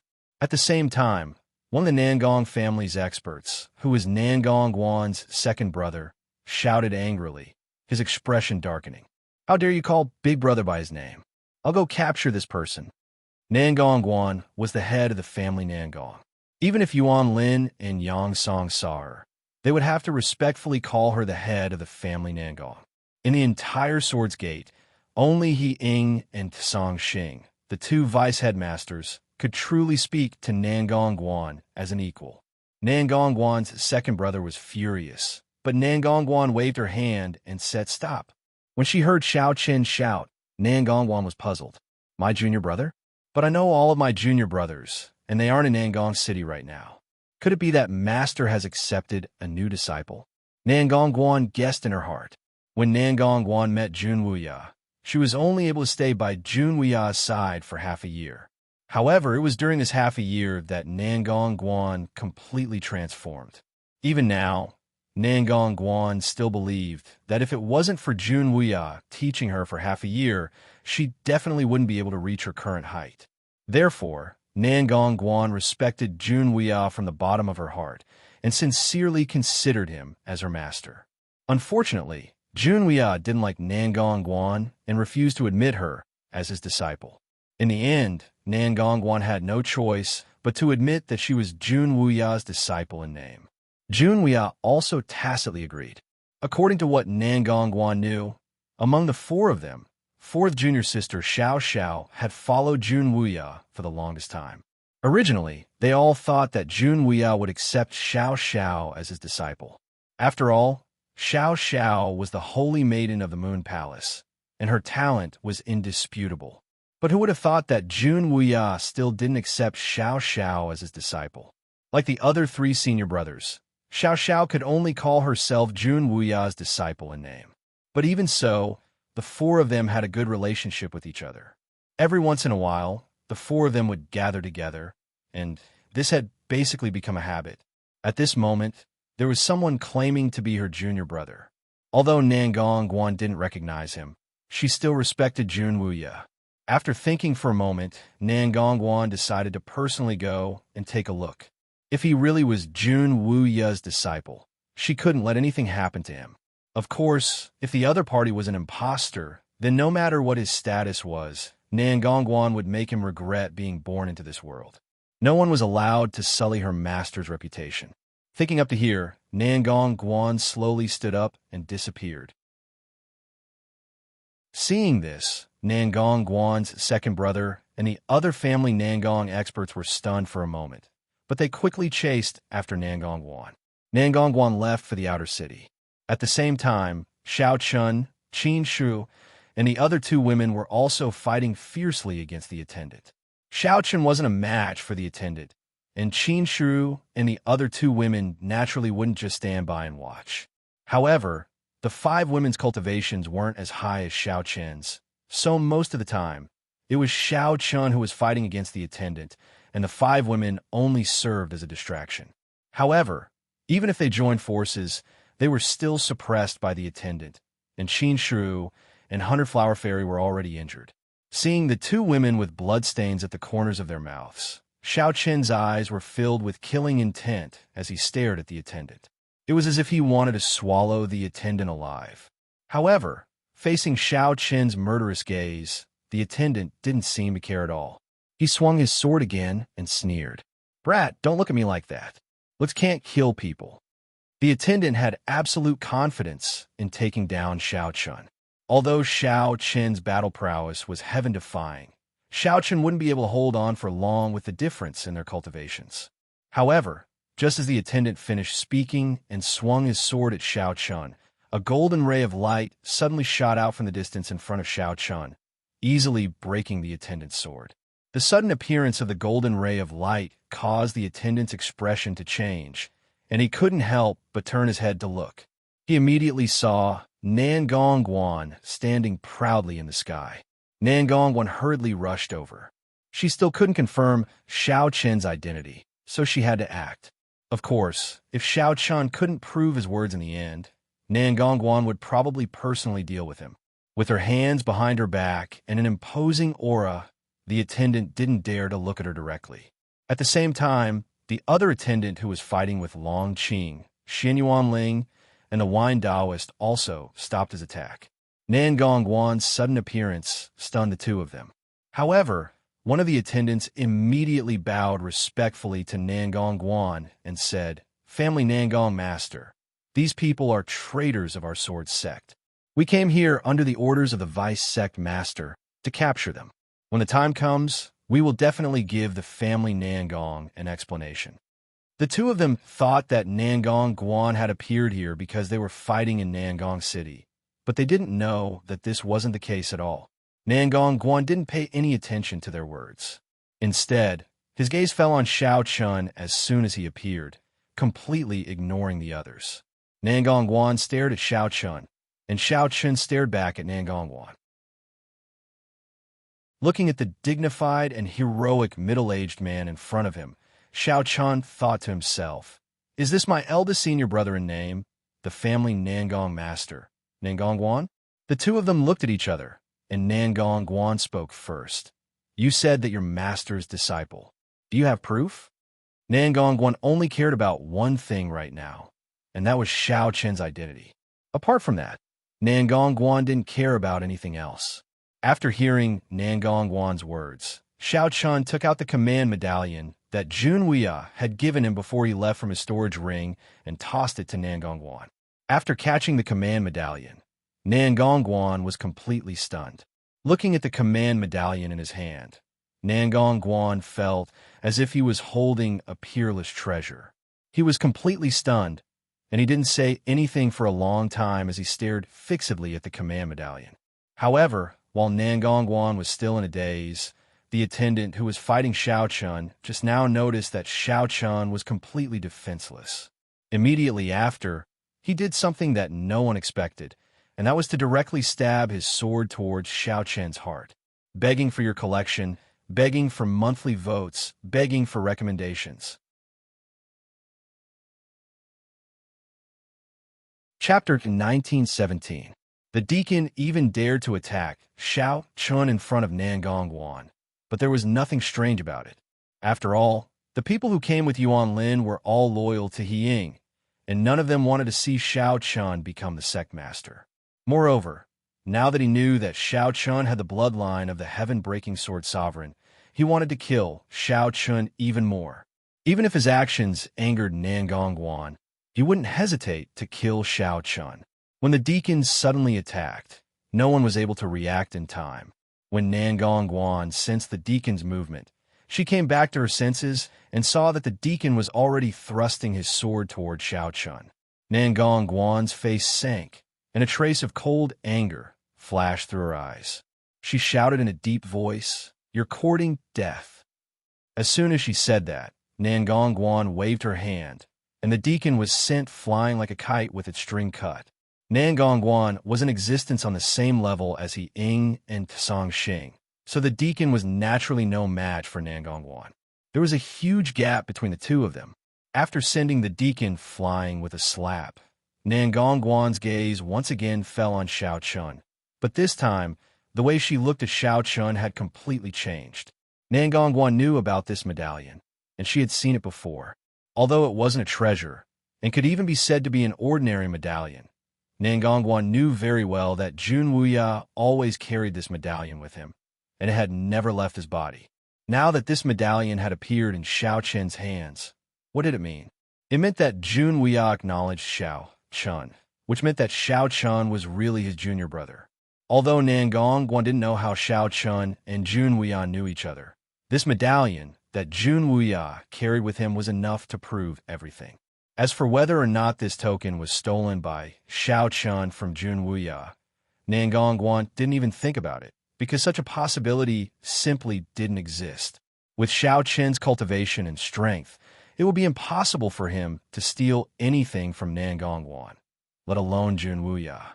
Moreover, it was a token that Jun Wuya treasured so much, so it was even more impossible. Taking a step forward, Nangongwan appeared in front of Xiao Chun. Immediately after, in front of everyone present, Nangongwan smiled and said, "Haha, it really is junior brother. Master has never told me that he has wronged junior brother." As soon as Nangongwan said this, it was obvious that she acknowledged Xiao Chen's identity.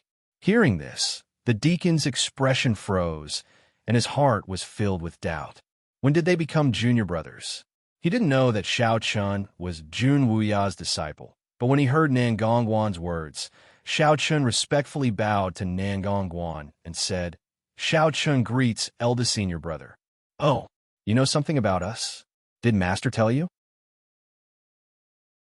Hearing Xiao Chun call her eldest senior brother, Nangongwan chuckled.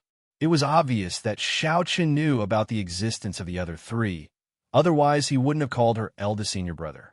Nangongwan loved Xiao Chun because of his sudden appearance. After all, because of Jun Wuya's existence, Nangongwan was instinctively close to Xiao Chun. If Nangongwan found out that Xiao Chun had been accepted as Jun Wuya's sole disciple, what would she think? It had to be known that a final disciple and an in-name disciple were completely different. Although they both had the word disciple in their names, the weight they held in Jun Wuya's heart was as different as heaven and earth. It was like comparing a biological child to a child that was picked up. A final disciple was undoubtedly a biological child, while an in-name disciple like Nangongwan was picked up. The two couldn't be compared at all. However, now wasn't the time to talk about this. Xiao Chun was worried about Yang Song and the others, so he didn't answer Nangongwan's question. Instead, he immediately spoke to Nangongwan. "Eldest senior brother, junior brother has encountered some trouble here. I hope eldest senior brother can lend a hand and help." "Haha, don't be so formal with your senior brother. Senior brother will help you get justice." Hearing Xiao Chen's words, Nangong Guan laughed without hesitation. She immediately turned her head and looked at the family Nangong experts who had followed her here. "Take these two fellows back and wait for junior brother to come back and deal with him personally." Nangong Guan was naturally talking about the two attendants. Hearing this, although the family Nangong experts were confused, they naturally didn't dare to disobey Nangong Guan's orders. They immediately nodded in agreement. After taking down the two attendants, under Nangong Guan's lead, Xiao Chun and the others turned back and rushed towards the place where Yang Song and Yuan Lin were fighting. At this moment, outside of Nangong City's transportation array, Yang Song and Yuan Lin were still fighting fiercely. Moreover, the three elders who followed Yang Song were also fighting fiercely. However, due to the difference in numbers, Yang Song's side was clearly in a critical situation. Especially the three elders, they were all seriously injured. If it weren't for them fearlessly stalling Yuan Lin's side, someone would have already attacked Xiao Chun and the others. It wouldn't have just been two attendants. Yuan Lin and Yang Song were fighting fiercely, and there were two other Yuan Lin's elders assisting them. With two more elders by his side, Yang Song naturally had to be on guard. As a result, Yang Song naturally fell into a disadvantageous position. With a trace of blood at the corner of his mouth, Yuan Lin looked at Yang Song with a cold smile on his face and said, "Yang Song, give up. That brat won't be able to survive." But now, I'm thinking, should I take advantage of this opportunity to get rid of you as well? Yuan Lin was indeed thinking this way. It was also because of this that he asked the two elders to help him deal with Yang Song. After getting rid of Xiao Chun, he would take the opportunity to get rid of Yang Song. This way, only Cang Xing would be left, and he would naturally not be a match for their faction. As he said this, the killing intent in Yuan Lin's eyes grew stronger. It was obvious that he really wanted to kill Yang Song, and this was also the best opportunity to kill Yang Song. However, just as Yuan Lin was secretly thinking of taking advantage of this opportunity to take down Yang Song, an indifferent voice sounded. "Yuan Lin, I'm afraid you won't have the chance." Along with this voice, a giant palm formed from golden spiritual energy descended from the sky and fiercely suppressed Yuan Lin. Seeing this giant golden palm, Yuan Lin's expression immediately changed, and he immediately said in a deep voice, "Family Nangong's head, I." From this golden palm, Yuan Lin could feel an aura not any weaker than Yi Ying's, so he didn't need to think to know that the one who had made this move was the current patriarch of the Nangong family, Nangong Guan. Yuan Lin didn't expect Nangong Guan to personally make a move. He originally wanted to explain, but before Yuan Lin could finish his words, the giant golden palm had already shattered Yuan Lin's space imprisonment and fiercely slammed towards Yuan Lin. Please add, please vote, please recommend.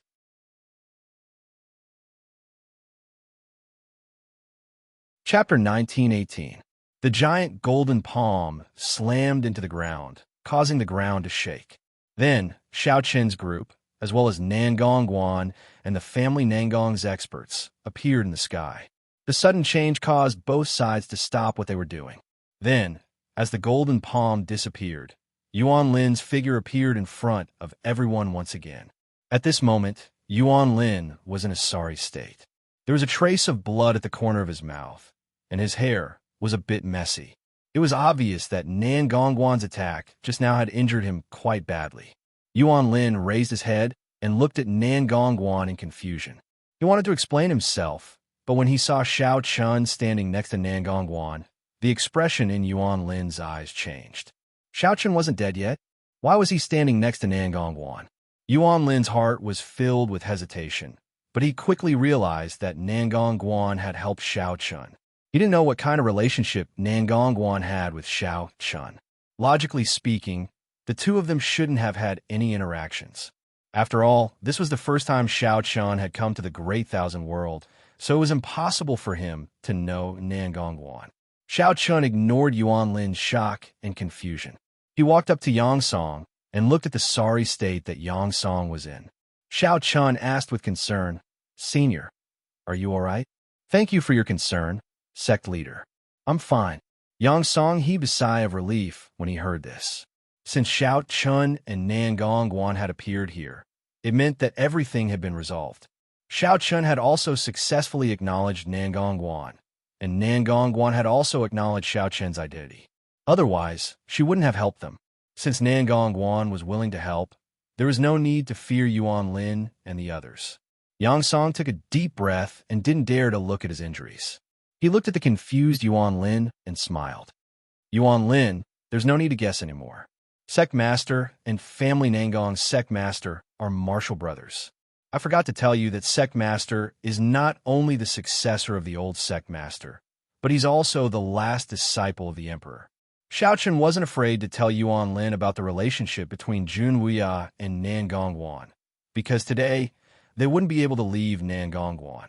Hearing Yang Song's words, Yuan Lin was stunned and said in disbelief, Emperor, Jun Wuya? Xiao Chun was also Jun Wuya's last disciple. How was that possible? Yuan Lin didn't dare to believe it. However, it wasn't just Yuan Lin who was shocked. Nan Gongguan was also stunned when she heard Yang Song's words. She looked at Xiao Chun with an unnatural expression and thought to herself, Junior brother is Master's last disciple? Nan Gongguan knew that Jun Wuya had never accepted a true disciple in his life. If what Yang Song said was true, then junior brother status would be extraordinary. At the very least, his status would be much higher than her senior brothers and senior sisters. Thinking of this, Xiao Chen's weight in Nan Gongguan's heart increased by a few degrees.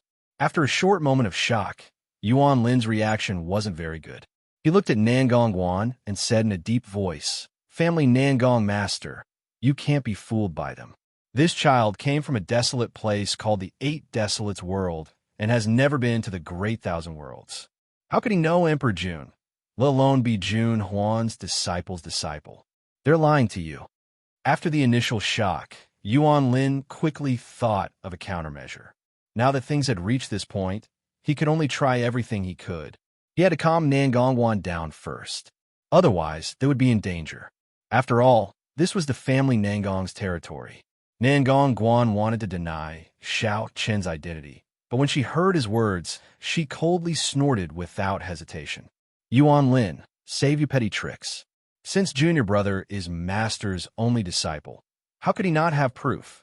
Do you think I'll believe your words? Xiao Chun had Jun Wuya's personal token, so there was no need to doubt his credibility. Therefore, Yuan Lin's words were meaningless to Nan Gongguan. After hearing Nan Gongguan's answer, Yuan Lin knew that his idea wouldn't work. Thus, Yuan Lin made a prompt decision and shouted, Let's go.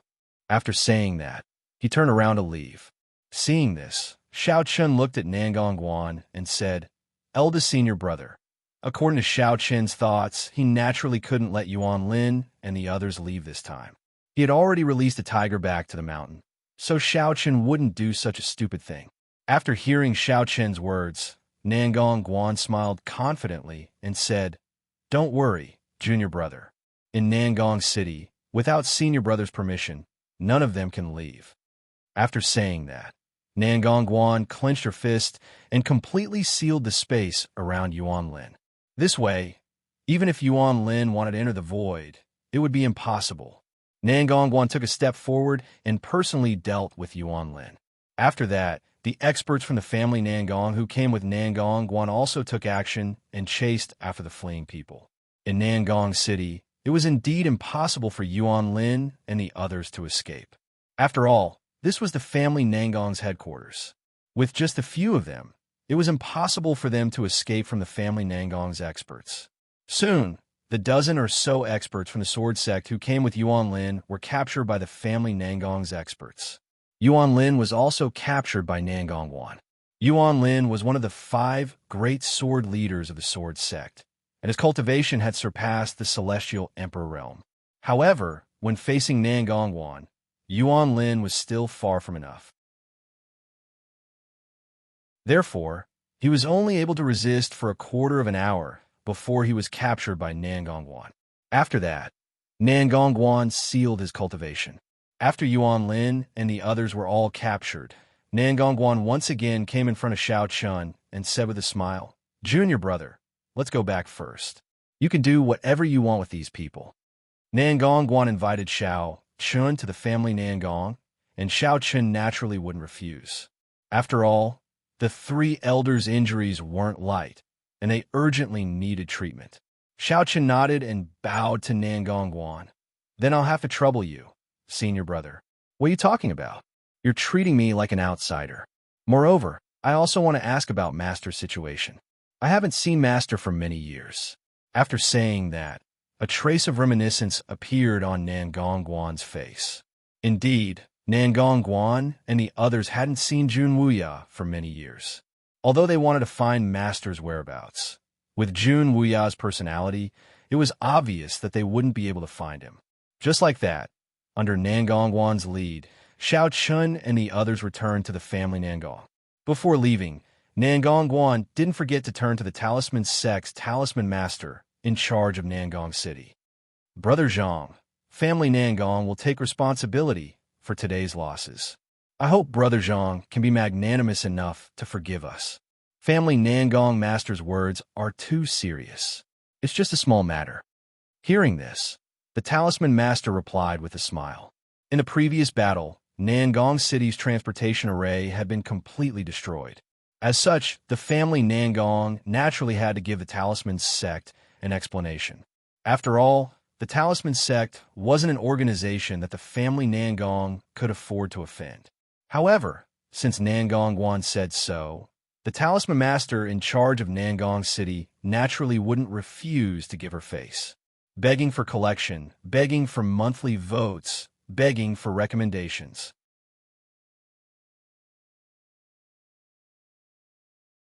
Chapter 1919. Although the Talisman Sect was powerful, this Talisman Master Zhang couldn't represent the entire Talisman Sect. In other words, his status in the Talisman Sect wasn't high. Otherwise, he wouldn't have been sent to Nangong City to guard the transfer array. On the other hand, Nan Gongguan was different. She was the true patriarch of the family Nangong. Whether it was her status or her strength, this Talisman Master Zhang couldn't compare to her. Moreover, Nan Gongguan had taken the initiative to offer compensation. As a result, this Talisman Master Zhang didn't have any objections. Under Nan Gongguan's personal guidance, Xiao Chen's group arrived at the family Nangong. The three heavily injured elders were quickly treated.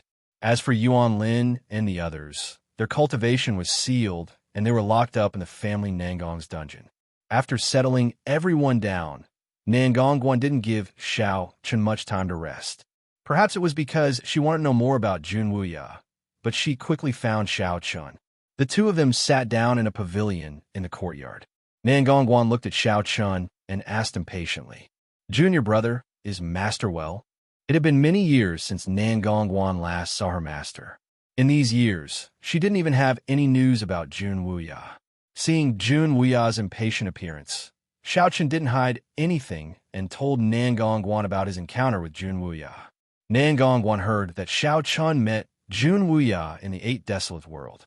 Not only that, but Xiao Chun also met the heaven-breaking sword sovereign and was imparted the power of his bloodline to him. Hearing Xiao Chen's words, Nan Gongguan looked at Xiao Chun with envy and said, "Junior brother stayed by Master's side for 20 years? After learning that Xiao Chun had been cultivating with Jun Wuya for 20 years, and that Jun Wuya had given up everything just to teach Xiao Chun, Nan Gongguan felt a burst of envy in her heart. It couldn't be helped. Although the four of them claimed to be Jun Wuya's disciples in name, even Xiao Xiao, who had followed Jun Wuya the longest, had only followed him for a short year. On the other hand, Xiao Chen had lived with Jun Wuya for 20 years. The difference in treatment was like heaven and earth. Faced with Nan Gongguan's envy, Xiao Chun smiled helplessly and said, "Yes, I stayed there for 20 years. However, after Master left to travel the world, I came to the Great Thousand World." He told Nan Gongguan that Jun Wuya had left to travel the world and that he wouldn't be able to see Jun Wuya for a while. Hearing Xiao Chen's words, Nan Gongguan sighed helplessly and said, "Master has never been restricted by anything. It seems that I don't know when I'll be able to see him again. Eldest senior brother, you don't need to worry. Master said that when he returns to the great thousand world, he will look for me. At that time, eldest senior brother will naturally be able to see Master, Xiao Chun said with a smile. Hearing this, Nangong Guan stared blankly for a moment, then nodded in agreement. Since Xiao Chun was Master's only disciple, then Master definitely attached great importance to him. When Master returned from his travels, he would definitely look for Xiao Chun. At that time, if Nangong Guan followed Xiao Chun, she would naturally be able to see Master as well. Nangong Guan was extremely envious of Xiao Chun, but at the same time, Xiao Chun's importance in Nangong Guan's heart grew heavier and heavier. After all, he was someone that Master attached great importance to.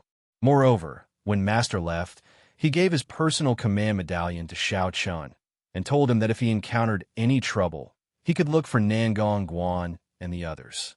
In that case, Nangong Guan's 4 disciples didn't have no place in Master's heart. When she thought of this, Nangong Guan's mood improved a little. At least her master still had her in his heart. Moreover, since her master had already spoken, Nangong Guan decided that she would do her best to help her junior brother this time. She couldn't disappoint her master. After talking about Junweiya, Nangong Guan asked Xiao Chun why he had come to the Great Thousand World and why he was being chased by Yuan Lin and the others. Faced with Nangong Guan's questions, Xiao Chun naturally didn't hide anything. After all, he still needed Nangong Guan's help with the matters of the Sword Sect.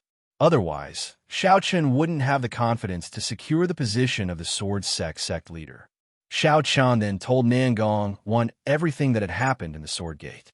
After hearing Xiao Chun's explanation, Nangong Guan said in a daze, I didn't expect junior brother to be the sect master of the Sword Gate. Nangong Guan naturally knew about the Sword Sect. After all, the Sword Sects might once swept across the entire Great Thousand World. Although it had declined, its reputation still existed. Xiao Chun was able to become the sect leader of the Sword Sect at such a young age, and in Nangong Guan's opinion, he definitely had great luck. Not only was he accepted by Junweiya as his last disciple, but he also met Sword Sovereign Patian and became the sect leader of the Sword Sect. Looking at Xiao Chun in front of her, Nangong Guan felt that this junior brother of hers really wasn't an ordinary person. His future achievements would be limitless. After explaining the matters of the Sword Sect to Nangong Guan, Xiao Chun officially got to the point and spoke of his purpose for coming here. Actually, this junior brother came here in hopes that senior brother could lend a hand. Junior martial brother, do you want me to make a trip to the Sword Gate? Nangong Guan probed. Nangong Guan didn't know much about the internal situation of the Sword Sect, but after hearing Xiao Chun's words, she was able to make some guesses. In response to Nangong Guan's guesses, Xiao Chun nodded and told Nangong Guan about the internal situation of the Sword Sect.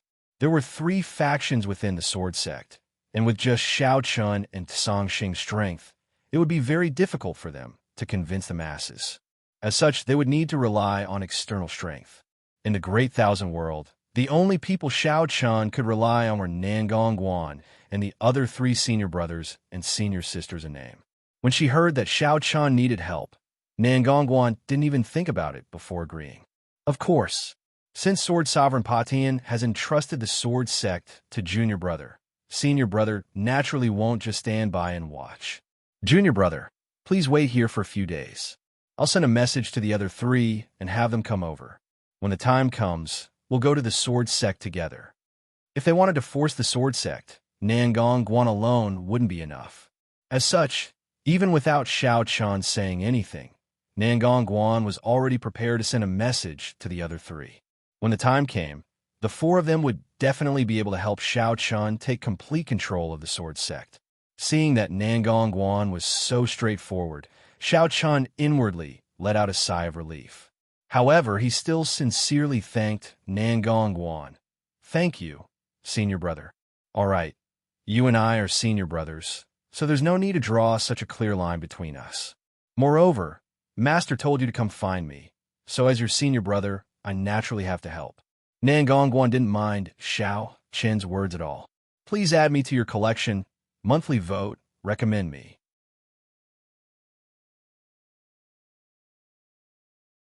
Chapter 1920.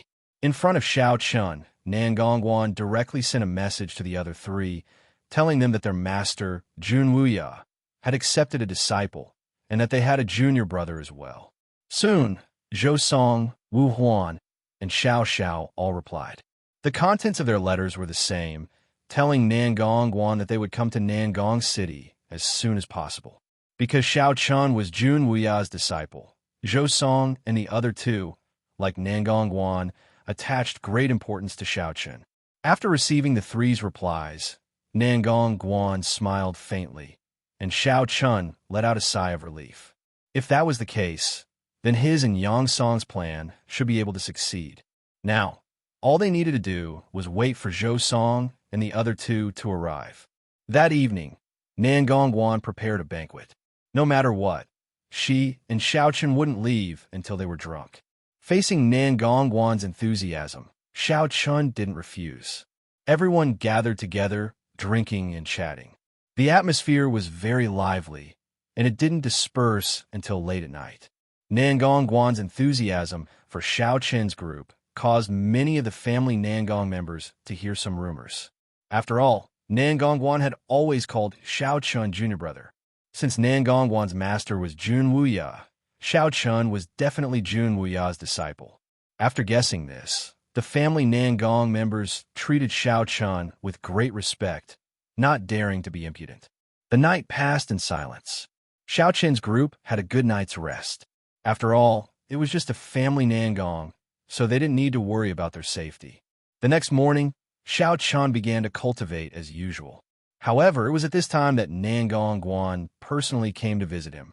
Seeing Xiao Chun cultivating in the courtyard, Nan Gongguan laughed loudly and said, "Brother, you've been cultivating for a long time. Junior brother is really hardworking. No wonder master loves junior brother so much."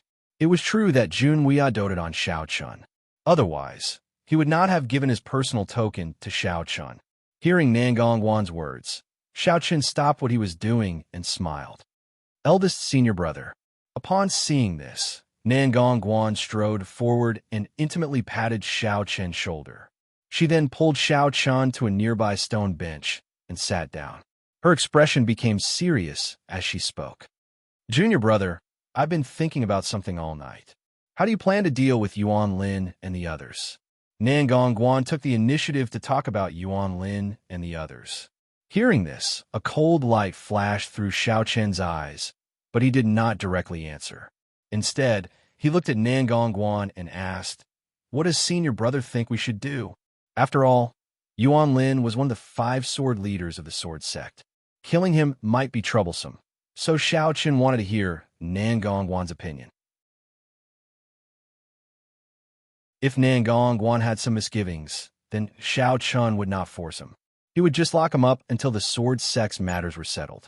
In truth, according to Xiao Chun's opinion, Yuan Lin could not be left alive. However, this was the family Nangong, so Xiao Chun had to consider Nan Gongguan's opinion. Moreover, Nan Gongguan had been very good to him, so Xiao Chun did not want to make things difficult for her. However, Xiao Chun's worries were clearly unnecessary. After hearing his words, killing intent flashed through Nan Gongguan's eyes. She then said in a deep voice, "Kill him. If junior brother wants to stabilize his position as the sword sect master, someone like Yuan Lin cannot be left alive. I think we should just kill him and get rid of future troubles." Xiao Chun was originally worried that Nan Gongguan would have some misgivings and would not be willing to kill Yuan Lin, but after hearing her words, Xiao Chun was clearly wrong. In truth, Xiao Chun did not understand Nan Gongguan. Nan Gongguan was famous for being overbearing, and she was not a person who was afraid of trouble. Although Yuan Lin's status was not ordinary, in Nan Gongguan's opinion, this person could not be left alive and must be killed quickly. When Nan Gongguan proposed to kill Yuan Lin, she had weighed the pros and cons. After all, Yuan Lin was a member of He Ying's faction, and He Ying would never allow Xiao Chun to become the sect master. Thus, killing Yuan Lin was equivalent to cutting off He Ying's arm, which was definitely beneficial to Xiao Chun. As for whether this would anger He Ying or not, Nan Gongguan did not consider it at all. After all, from the current situation, it was impossible for Xiao Chun and He Ying to coexist peacefully. If Xiao Chun wanted to become the sword sect master, he would first have to defeat He Ying, so whether or not he killed Yuan Lin did not matter much to Xiao Chun. Thus, he might as well kill Yuan Lin directly to avoid any more complications. Nangong Guan supported Xiao Chen's decision to kill Yuan Lin. Hearing her words, Xiao Chen nodded and said, "Then we'll do as senior brother says." "Good. Then I'll leave this matter to senior brother. Junior brother, you can rest assured." Nangong Guan nodded and said. In truth, helping Xiao Chun become the sword sect master was beneficial to Nangong Guan and family Nangong. It was because of this that Nangong Guan spared no effort in helping Xiao Chun. After chatting with Xiao Chun for a while, Nangong Guan directly left. Since she had already decided to kill Yuan Lin, Nangong Guan directly went to family Nangong's dungeon. In the dungeon, Nangong Guan saw Yuan Lin. His cultivation was sealed, and he was locked in a dark and damp dungeon. When he saw Nangong Guan, Yuan Lin calmed down and raised his head to look at Nangong Guan. A trace of unwillingness flashed in his eyes, but it was only for a moment before he spoke indifferently.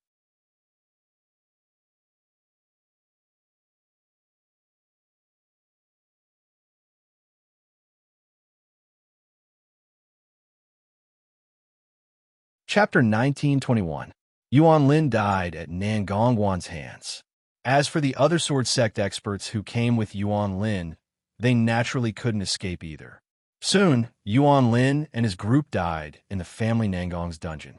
After killing Yuan Lin and his group, Nangong Guan's expression didn't change in the slightest, as if nothing had happened. After leaving the dungeon, Nangong Guan once again went to look for Xiao Chun.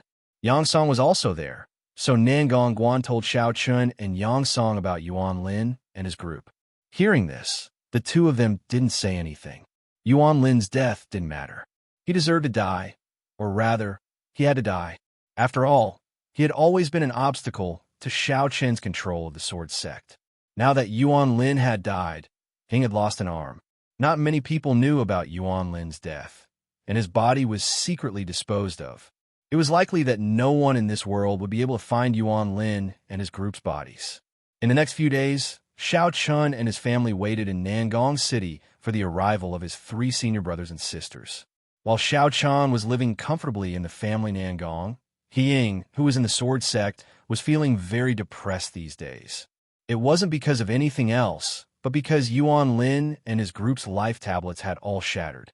Their life tablets shattered, which meant that Yuan Lin and his group were dead. Ying didn't expect this at all. After all, Yuan Lin and his group had gone to kill Xiao Chun, but now Xiao Chen's group was dead. Ying didn't know what had happened to Yuan Lin and his group. What was going on? Ying didn't know what had happened to Yuan Lin and his group. The last time Yuan Lin sent him a message, he said that he had found Xiao Chen's whereabouts and was going all out to pursue him. After that, Yuan Lin didn't contact him again. After Yuan Lin's death, Ying naturally suspected Song Xing. However, during this time, Song Xing had always been in the sword sect, and his subordinates didn't do anything out of the ordinary. Therefore, it was impossible for Song Xing to kill Yuan Lin. Ying couldn't figure out what had happened, but he had a bad premonition these days. Ying didn't know why, but he couldn't help but feel uneasy. Could it be that Brad had a helper? Ying sat alone in the backyard. Yuan Lin was ordered by him to kill Xiao Chun, and then he died mysteriously. This matter was most likely related to Xiao Chun. However, how could Xiao Chun kill Yuan Lin? With Yang Song? This was absolutely impossible. Although Yang Song was strong, he was only on par with Yuan Lin. He didn't have the ability to kill Yuan Lin. Moreover, this time, Yuan Lin took a lot of experts with him as a precaution. In terms of numbers, he should have more experts than Xiao Chun. Therefore, it was even more impossible for Yang Song to kill Yuan Lin. But if it wasn't Yang Song, who could it be? Ying kept guessing in his heart, but he still couldn't figure it out. The people he sent to South Yuzhou had not returned with any news. Ying was very depressed, but Song Xing was very relaxed. He was also sitting in the backyard, and Song Xing had a faint smile on his face. Yang Song had already told him about Yuan Lin's matter. Knowing that Yuan Lin was killed by Nangong Guan, Song Xing was naturally happy. Although Yuan Lin was one of the 5 sword leaders of the sword sect, and his death was indeed a loss to the sword sect, but since they weren't on the same side, no matter how strong Yuan Lin was, it wouldn't be good for Song Xing. Not only would it not be good, but it would also cause a lot of trouble for Song Xing. Therefore, Yuan Lin's death might be a loss for the sword sect, but it was definitely good news for Song Xing. Moreover, not only did Yuan Lin die, Yang Song also told Song Xing that now, they only had to wait for Zhou Song and the others to arrive at the family Nangong. At that time, Xiao Chun would rush to the sword sect. At that time, with the support of Nangong Guan, Zhou Song, and the others, plus Song Xing's cooperation, the possibility of Xiao Chun becoming the sect master of the sword sect was very high. Things were developing in a good direction. Regarding this, Song Xing's heart was naturally very relaxed. Now, he only had to wait for Xiao Chun to return to the sword sect. Then, everything would be settled. Time passed day by day, and in the blink of an eye, Xiao Chun had already waited in Nangong City for 5 days. On this day, outside Nangong City, a middle-aged man wearing a gray robe slowly walked into the city. This middle-aged man was travel-worn, giving people the impression that he was a ranger, but his eyes were incomparably bright. Walking alone into the inner city, the middle-aged man's expressionless face gradually revealed a trace of a smile, and he softly muttered, "Little junior brother, I didn't think that master would accept a true disciple. I just don't know what's so special about this little junior brother of mine that even master would have a whole new level of respect for him." This middle-aged man was impressively Xiao Chen's 3rd senior brother, Wu Huan. Unlike Nangong Guan, Zhou Song, and Xiao Xiao, Wu Huan came from an ordinary background, and he had never joined any forces. He had only ever taken Jun Wuya as his master. However, Wu Huan's life could be considered a legend. He was a rogue cultivator who did not belong to any sect, but Wu Huan's luck was quite good. Relying on all kinds of resources, Wu Huan really became a famous powerhouse in the Great Thousand World despite being a rogue cultivator. His strength was on the same level as Nangong Guan, He Ying, and Song Xing. Wu Huan liked to travel all over the world and had no fixed residence, so when he received Nangong Guan's message this time, he was the first to arrive. After all, Wu Huan did not have anything to worry about, and he could leave whenever he wanted. When he arrived at the family Nangong's gate in the inner city, he saw Wu Huan. The few family Nangong powerhouses guarding the gate did not recognize him at first, but when it notified Nangong Guan, she personally came out to greet him. Of course, Xiao Chun was also with her. In the main hall, Nangong Guan strode in with Xiao Chun, and when she saw Wu Huan sitting in the hall, she laughed loudly and said, "Haha, 3rd junior brother, I knew that you would be the first to arrive. It's not strange that I can come and go freely by myself," Wu Huan said with a smile. As he spoke, Wu Huan's gaze fell on Xiao Chun. The two of them looked at each other, sizing each other up. The feeling that Wu Huan gave Xiao Chun was that he was a very ordinary person. Compared to his eldest senior brother Nangong Guan, Wu Huan did not seem to have any sense of existence, except for his extremely bright eyes. Sensing Wu Huan's gaze, Nangong Guan also opened her mouth and introduced, "3rd junior brother, this is Master's only last disciple, and also our youngest junior brother, Xiao Chun." Following Nangong Guan's introduction, Xiao Chun also cupped his hands and bowed to Wu Huan. Xiao Chun greets 3rd senior brother. "Begging for your collection, begging for monthly votes, begging for recommendations."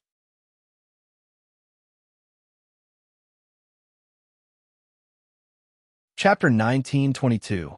Xiao Chen's attitude towards Wu Huan was still very polite.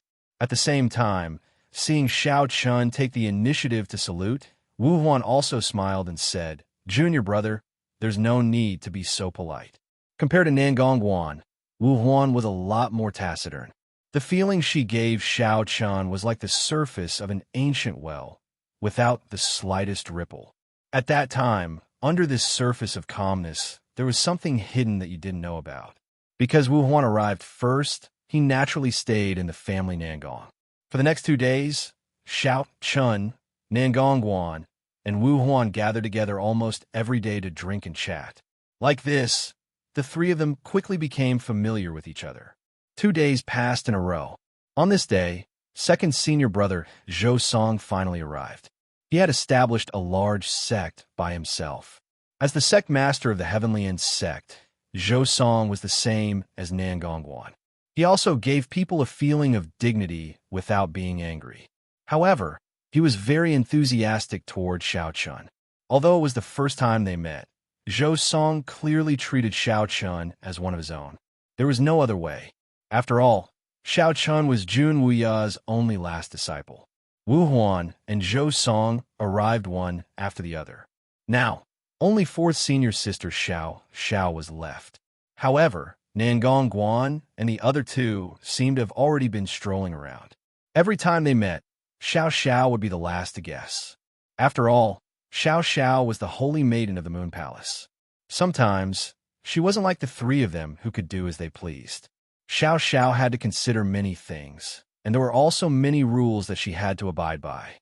Fortunately, Xiao didn't make the three of them wait for too long this time.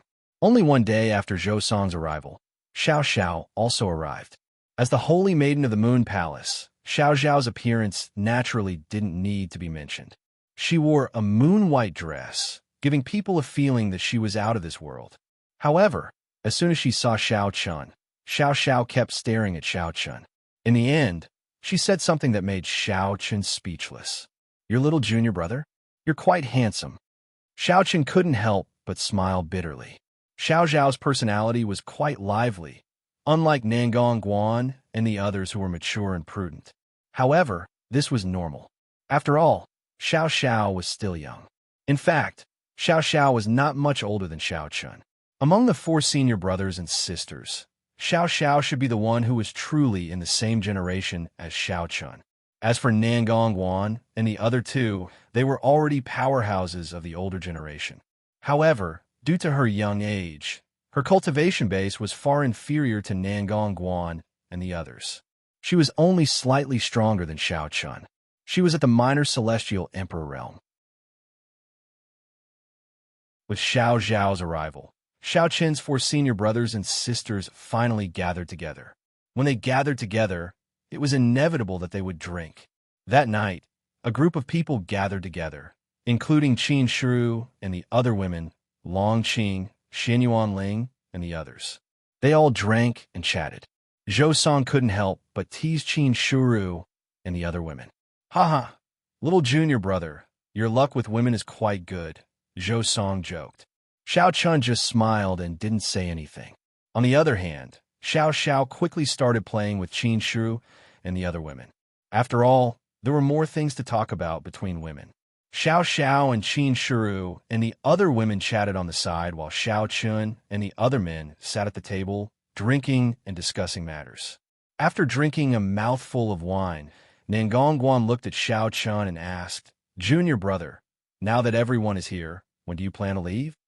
The 4 senior martial brothers and senior martial sisters had all arrived, and they had all heard about the Sword's Gate. Nangong Guan and the other 3 didn't have the slightest objection to supporting Xiao Chun to become the Sword's Gate's headmaster, and they all expressed their willingness to help. A few days ago, they had been waiting for Zhou Song, Wu Huan, and Xiao to arrive. Now that the 3 of them were here, they could prepare to leave for the Sword Sect.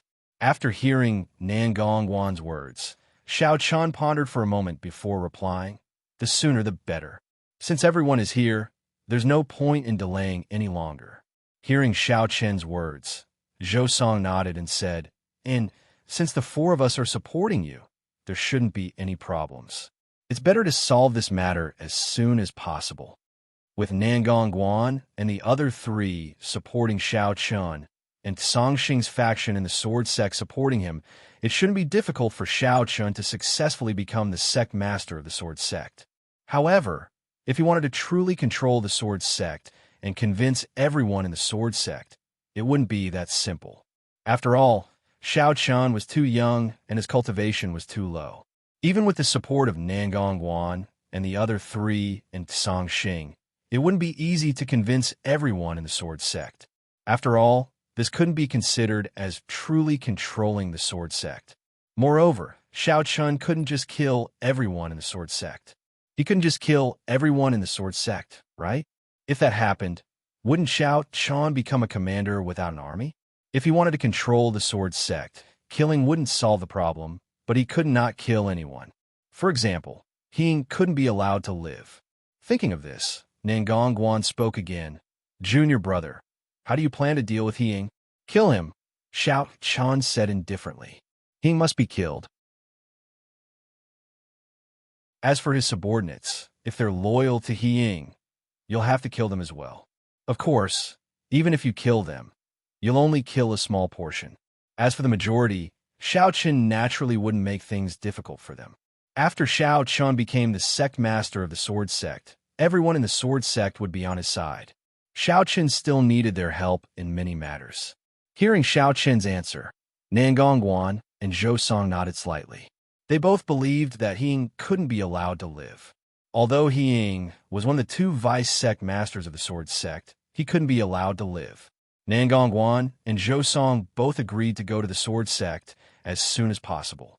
They thought that the matter was settled, but at that moment, Wu Huan, who had been silent all this time, spoke up. I think we should wait a little longer.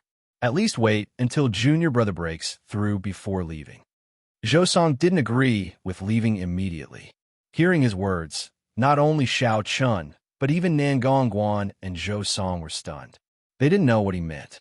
However, under everyone's gazes, Zhou Song didn't beat around the bush. He directly took out a medicinal pill from his storage ring and placed it on the table. Seeing this medicinal pill, Zhou Song and Nangongguan couldn't help but exclaim in unison, Heavenly Emperor Dao Pill. The medicinal pill stunned Zhou Song and Nangongguan, but soon, Wang Huan took out a spirit fruit from his storage ring. Seeing this spirit fruit, Zhou Song and Nangongguan exclaimed in unison, Innate Emperor Fruit. Please add it to your collection. Please recommend it.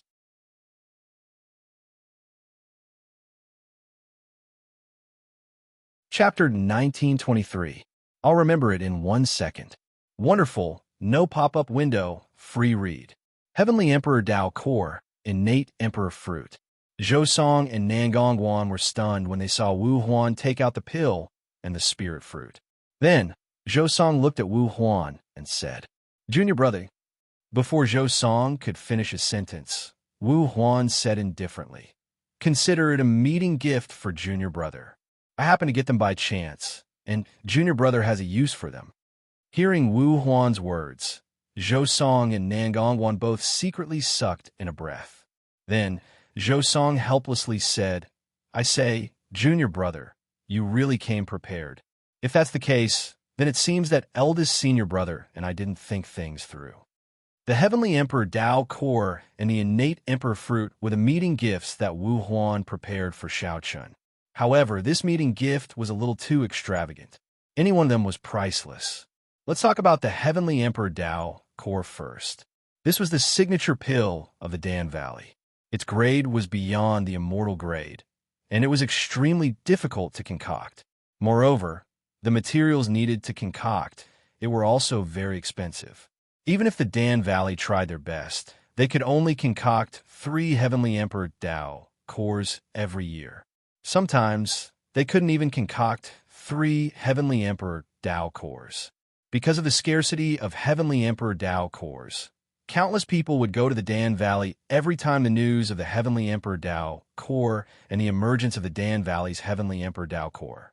Of course, the Heavenly Emperor Dao core was usually prepared by some experts for their juniors or disciples. This was because the Heavenly Emperor Dao core's only function was to help people break through to the immortal Emperor realm. After consuming the Heavenly Emperor Dao core, a Great Circle Immortal Emperor Realm expert would have a 30% chance of breaking through to the immortal Emperor realm. One should know that the 30% chance wasn't very low. One should know that this was the immortal Emperor realm. Moreover, the Heavenly Emperor Dao core's function wasn't limited to this. Other than increasing the chances of a cultivator breaking through to the immortal Emperor realm, the Celestial Emperor Dao pill could also strengthen the meridians and physical body of the person who consumed it. Let's put it this way. After consuming the heavenly Emperor Tao core, even if one couldn't break through to the immortal Emperor realm, one's meridians and body would definitely reach the immortal Emperor realm. In that case, when one broke through to the immortal Emperor realm in the future, one would definitely be much stronger than ordinary immortal emperors. And if one broke through directly, it would naturally be even more perfect. It could be said that in the Great Thousand World, when the top geniuses broke through to the immortal Emperor realm, their elders or masters would try to obtain a Celestial Emperor path core for them, so that they could achieve a perfect breakthrough. The Celestial Emperor's Tao core was the standard for the top geniuses of the great wide world when they broke through to the Celestial Emperor realm. That was why countless people were fighting over it. As for the innate monarch fruit, its effect was very similar to the heavenly monarch Tao core. It also increased the chances of breaking through to the immortal monarch realm. The value of a single innate monarch fruit might not be too high, but if it was placed together with the heavenly monarch Tao core, it would definitely be a priceless treasure. This was because if the heavenly monarch Tao core was paired with the innate monarch fruit, the chances of breaking through to the immortal Emperor realm would be almost 100%. Moreover, compared to simply consuming the heavenly monarch Tao core, the effects of using the innate monarch fruit would be much better. The heavenly monarch Tao core and innate monarch fruit that Wu Huan took out might not be the best treasures in the eyes of cultivators at Nangongwan's level, but there was no doubt that these two things were what Xiao Qian needed the most right now. They were also the most useful things for him. It was precisely because of this that Zhou Song and Nangongwan were stunned. Zhou Song couldn't help but say such words. With these two treasures, Xiao Qian's cultivation would definitely be able to break through to the immortal Emperor realm in a short time without damaging his foundation at all. After a moment of silence, Nangongwan turned to look at Xiao Qian and said, "Junior brother, listen to your third senior brother. Break through to the immortal Emperor realm before heading to the Sword Sect." Wu Huan was indeed considerate. After a short moment of contemplation, Nangongwan quickly understood Wu Huan's intentions. First of all, Wu Huan just so happened to have the heavenly monarch Tao core and innate monarch fruit. With these, Xiao Qian would be able to break through to the immortal Emperor realm in a short time. For Xiao Qian, breaking through to the immortal Emperor realm before heading to the Sword Sect was obviously much better than heading to the Sword Sect right now. After all, Xiao Qian wasn't heading to the Sword Sect to become a disciple. Going to the Sword Sect to become the sect master with his immortal Emperor realm cultivation was indeed somewhat unacceptable. Once Xiao Qian broke through to the immortal Emperor realm, the first impression he gave others would be that he was much stronger than an immortal Emperor realm expert. Although there was only a difference of one realm between the two, that was the truth. It was like a difference of 199 spirit stones and 200 spirit stones. Although there was only a difference of one spirit stone, the feeling it gave others was completely different. It was as if there was a difference of one realm between the two. 199 spirit stones was equivalent to more than 100 spirit stones. But 200 spirit stones was equivalent to more than 200 spirit stones. Wouldn't the difference be huge at first glance? It was the same for cultivation. Xiao Qian was currently at the great circle of the immortal Emperor realm, but if he went to the Sword Sect, everyone would only say that Xiao Qian was only an immortal Emperor realm expert. But what if Xiao Qian broke through to the immortal Emperor realm? Wouldn't it be completely different? One had to admit that Wu Huan was indeed very meticulous. He had considered Xiao Qian thoroughly. First impressions were very important. Moreover, Xiao Qian's breakthrough to the immortal Emperor realm had a very important meaning, and that was to prove his talent. At Xiao Qian's age, if he could reach the immortal Emperor realm, he would be considered as one of the top geniuses of the Great Thousand World. He would be comparable to the top disciples of the 10 great Ling Tian sects like Xiao Xiao. If Xiao Qian was at the immortal Emperor realm, even if he was at the great circle of the immortal Emperor realm, there would still be a gap between him and the top geniuses like Xiao Xiao. Therefore, Wu Huan had considered this when he asked Shao Chun to break through to the immortal Emperor realm before going to the Sword Sect. At the very least, after Shao Chun broke through to the immortal Emperor realm, everyone in the Sword Sect would know that their new sect master was at the top of the Great Thousand World, even though he was young and his cultivation base might not be strong. He was strong enough to compete with the top geniuses of the Great Thousand World. In addition to Shao Chen's identity as the successor of the heaven-breaking Sword Sovereign, it would be easier for them to accept him. By then, it would be much easier and smoother for Shao Chun to take over the Sword's Gate. There would not be so many obstacles. Nangong Wan told Shao Chun her thoughts.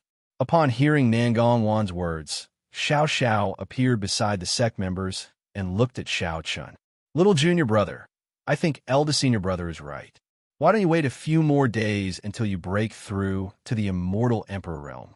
Moreover, this is third senior brother's goodwill. You don't know that I didn't have the innate Emperor fruit when I broke through to the immortal Emperor realm. Third senior brother is biased. Xiao did not forget to glare at Wu Huan as she spoke. In response, Wu Huan could only shake his head and smile helplessly.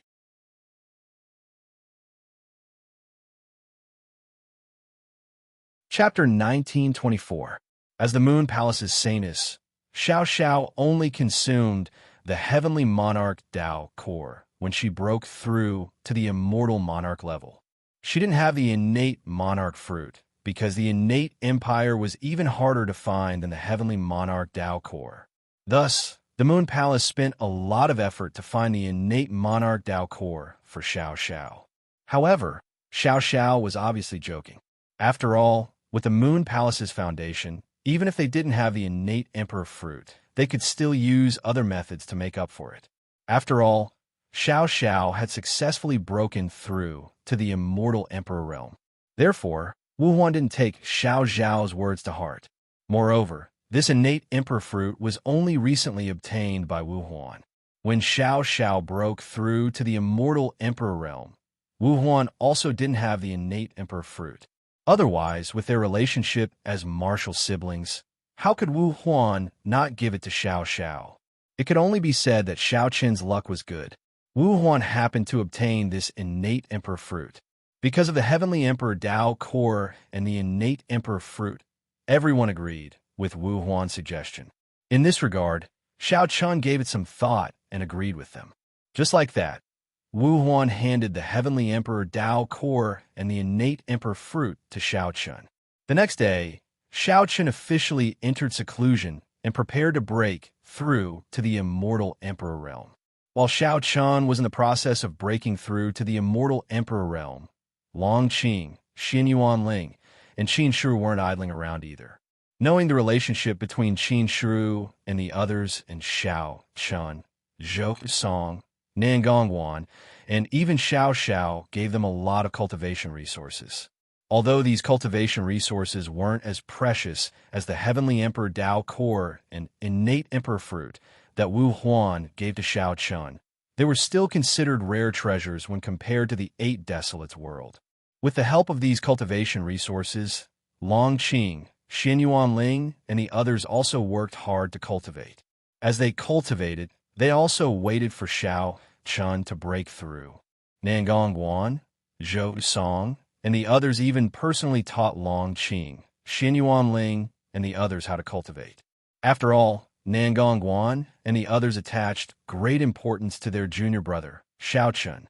Xin Yuanling, Long Qing, and the others were cultivating diligently, while Shao Chun was preparing to consume the heavenly emperor Dao core and innate monarch fruit after 3 days of cultivation. Now that Shao Chun had learned about the effects of the celestial emperor Dao core and the innate monarch fruit from Nangong Wan and the others, his eyes lit up as he thought to himself, breaking through to the celestial emperor realm in one fell swoop. Shao Chen's goal was to break through to the celestial emperor realm. As soon as he finished speaking, Shao Chun swallowed the heavenly emperor Dao core without hesitation.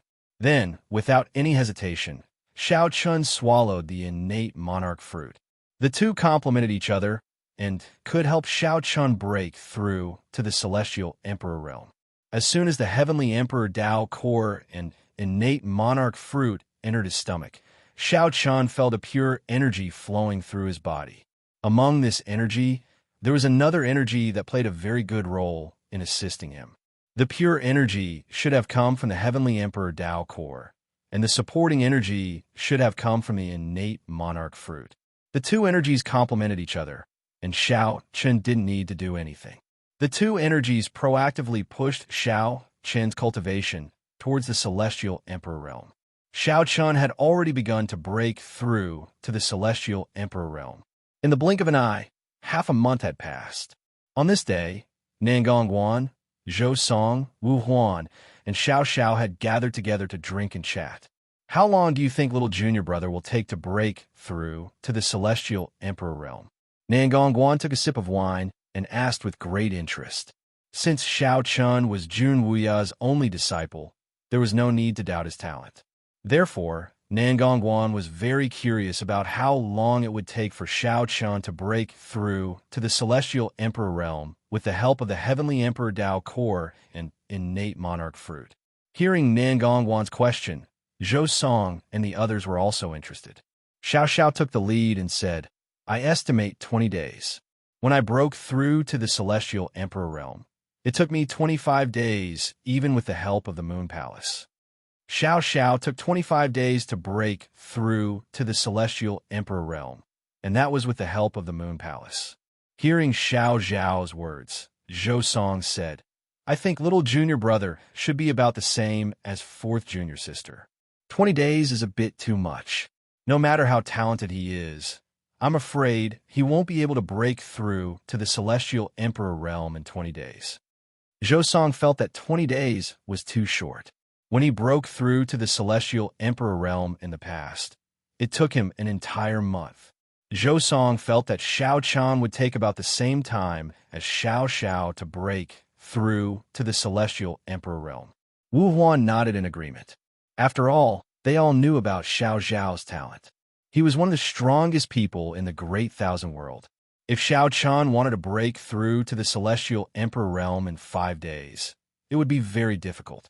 However, when Nangong Guan heard Zhou Song's words, she smiled.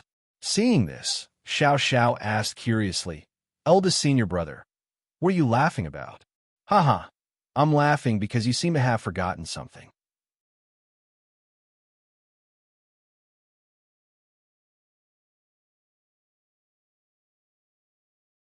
Chapter 1925. Nangong Guan, Zhou Song, and the others were shocked to see Xiao Chun break through to the immortal emperor realm in just 15 days. This was because Xiao Chun's breakthrough speed was simply too fast. Of course, the four of them didn't know that the reason Xiao Chun was able to break through to the immortal emperor realm in just 15 days had nothing to do with Xiao Chun's talent. It was all because of Xiao Chun's foundation. After following Jun Wuya for 20 years, Xiao Chun's foundation was already extremely solid. During these 20 years, Jun Wuya was actually more focused on solidifying Xiao Chun's foundation. This was because Jun Wuya was very clear that the foundation was the foundation of everything. Without a solid foundation, one's future cultivation would be like a castle in the air. Jun Wuya had used countless heavenly treasures to solidify Xiao Chun's foundation. It was also because of this that Xiao Chun was able to break through in such a short time after consuming the heavenly emperor Tao core and innate emperor fruit. All of these were the benefits of having a solid foundation. After breaking through, Xiao Chun wasn't in a hurry to come out of seclusion. After 3 days, Xiao Chun finally decided to come out of seclusion. Seeing Xiao Chun come out of seclusion, Nangong Guan, Zhou Song, and the others gathered in front of Xiao Chun. This time, Xiao Chun's breakthrough had truly shocked the four of them.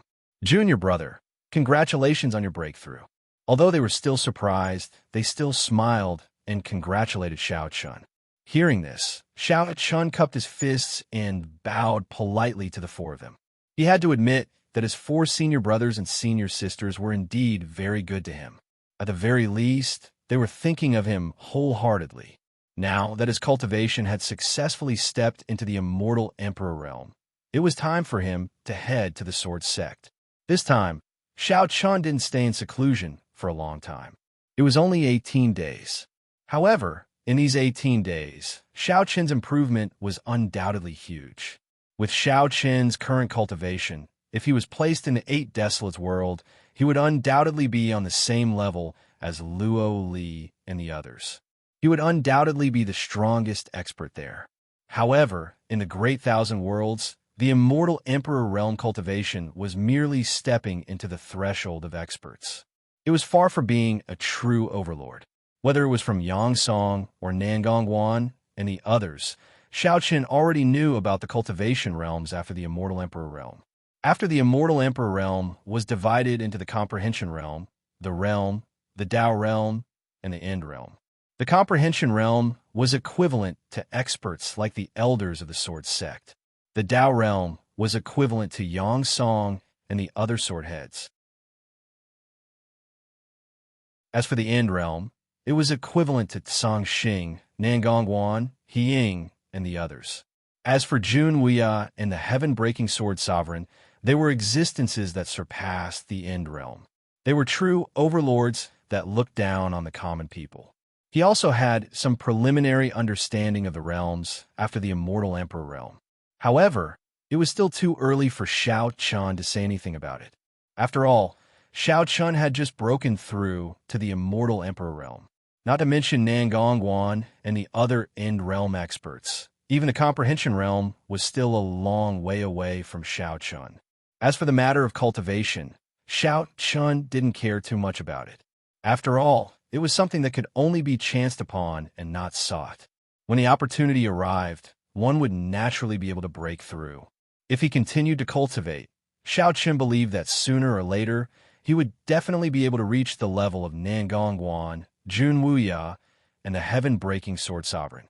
For the time being, it would be difficult for him to raise his cultivation. On the second day after Xiao Chun came out of seclusion, Xiao Chun had already gathered with Nangong Wan and the others to discuss the matter of going to the Sword Sect. Looking at Xiao Chun, Nangong Wan asked, "Junior brother, do you have any plans?" "The Sword Sect has Senior Song Xing overseeing it. We only need to deal with He Ying. As for the others, even if they don't support me, as long as we can take down He Ying, we can intimidate them," Xiao Chun replied. There were 3 factions in the Sword Sect. Song Xing's faction would definitely support him, but Xiao Chun didn't plan on making a move against the neutral faction for the time being. The most important thing about going to the Sword Sect this time was still He Ying. As long as he could take down He Ying's faction, he could intimidate the others, including the 3 sword leaders of the neutral faction. That way, regardless of whether they were sincerely convinced or not, they wouldn't dare to make any moves for a while. As long as he could do this, Xiao Chun would have the opportunity to slowly take control of the Sword Sect.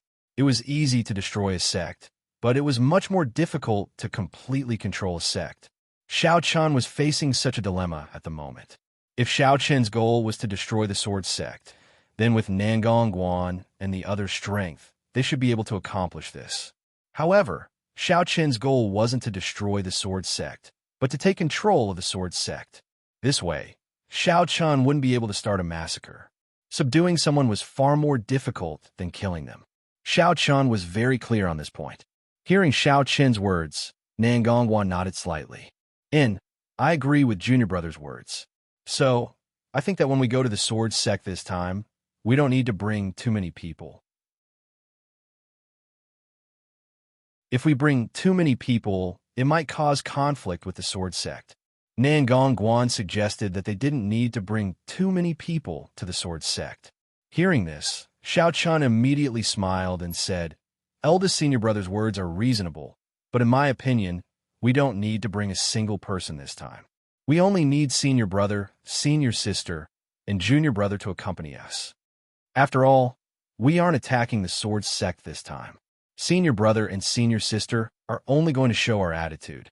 Moreover, with Senior Brother and Senior Sister overseeing the situation, when the time comes, we can cooperate with Senior Songxing. It shouldn't be too difficult to take down He Ying." Xiao Chun didn't plan to bring a single person. After all, As the sect master of the sword sect, if Shao Chun brought too many people to the sword sect, what would the experts of the sword sect think? As the sect master of the sword sect, if he actually brought people from other powers to the sword sect, it would easily cause others to dislike him. So, Shao Chun only planned to let Nan Gongguan and the other three follow him. After all, Shao Chun only wanted to tell the people of the sword sect that Shao Chun wasn't alone. As for He Ying, although he was an End Realm expert, Shao Chun had a total of 4 End Realm experts on his side. Song Xing, Nan Gongguan, Zhou Song, and Wu Huan were all End Realm experts. 4 against 1, Shao Chun didn't believe that he couldn't take down He Ying. Hearing Shao Chun's words, Nan Gongguan and the other 3 fell into deep thought for a moment before nodding in agreement. The 4 of them agreed with Shao Chun's idea. After discussing this matter, that night, Shao Chun told Yang Song about the matter and told him to send a message to Song Xing in the sword sect and tell him to make preparations. Once he arrived at the sword sect, he would take action against He Ying. Facing Shao Chun's orders, Yang Song naturally obeyed. He immediately sent the message back to Song Xing very quickly. Song Xing also replied. It was only one sentence. Subordinate will respectfully await sect master's return. Begging for collection, begging for monthly votes, begging for recommendations.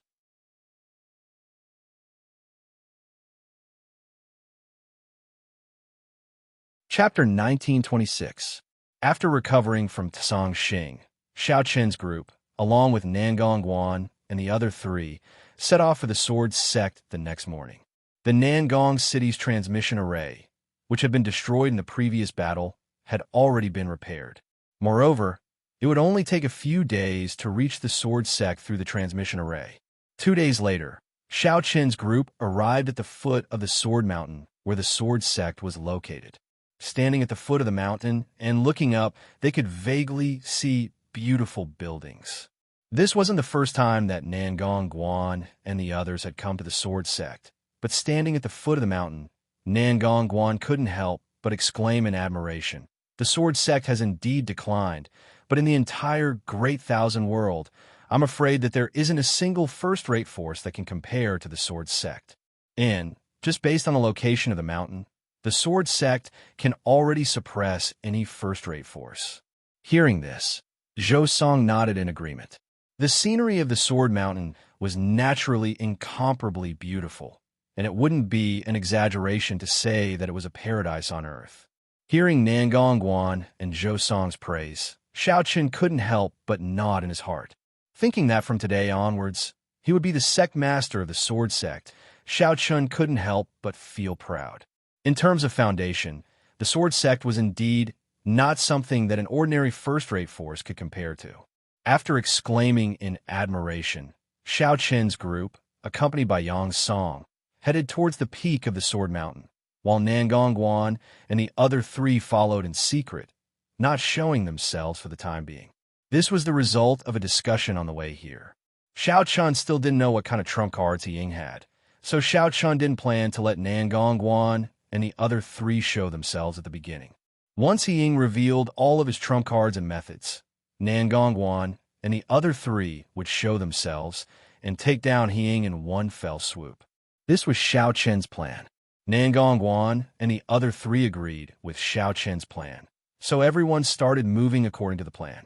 With Yang Song leading the way, Shao Chun's group naturally arrived at the peak of the Sword Mountain without any obstructions. They went all the way to the main square. When Shao Chun and the others arrived, there were already many disciples, deacons, and elders of the Sword Gate gathered in the main square. Regarding Shao Chun's matter, Song Xing's matter, many disciples knew that the sword sect would welcome a new sect master, and it was said that the new sect master, the successor of the sword sovereign successor, the successor of the sword sovereign successor. Of course, this was something that Shao Chun had asked Song Xing to do. It was good to let the disciples know about him first. At least they would be prepared for what was to come. Countless disciples looked curiously at Shao Chun, the new sect master. Facing such a young sect master, many disciples were naturally unconvinced. After all, in terms of age, Xiao Chan was around the same age as many of the other disciples. So for such a person to become the sword sect master, these proud and arrogant disciples naturally found it difficult to accept. However, Xiao Chan didn't have the slightest intention of paying attention to the various thoughts of these disciples. Their thoughts were simply unimportant right now. Xiao Chen's main problem was to deal with He Ying. As for them, it wouldn't be too late to deal with them later. Along the way, Xiao Chen's expression didn't change in the slightest, but when Xiao Chen's group arrived at the sword sect's main hall, Song Xing and the other 3 sword sovereigns were already waiting, but He Ying's figure was nowhere to be seen. Seeing Xiao Chen's arrival, Song Xing took the initiative to bow to Xiao Chen and said, "Song Xing greets the sect master." "Senior Song Xing, there's no need to be so courteous." Facing Song Xing's bow, Xiao Chen quickly stepped forward and personally helped him up. This was the first time he met Song Xing, and Song Xing's attitude toward Xiao Chen was also extremely respectful. But because he couldn't remember Song Xing, the other 3 sword sovereigns seemed very cold. Although they also arrived with Song Xing, when they saw Xiao Chen, they had no intention of bowing at all, and their expressions were extremely indifferent. Zhao Yu, Qian Ling, and Li Sui were the other 3 sword sovereigns of the sword sect like Yang Song.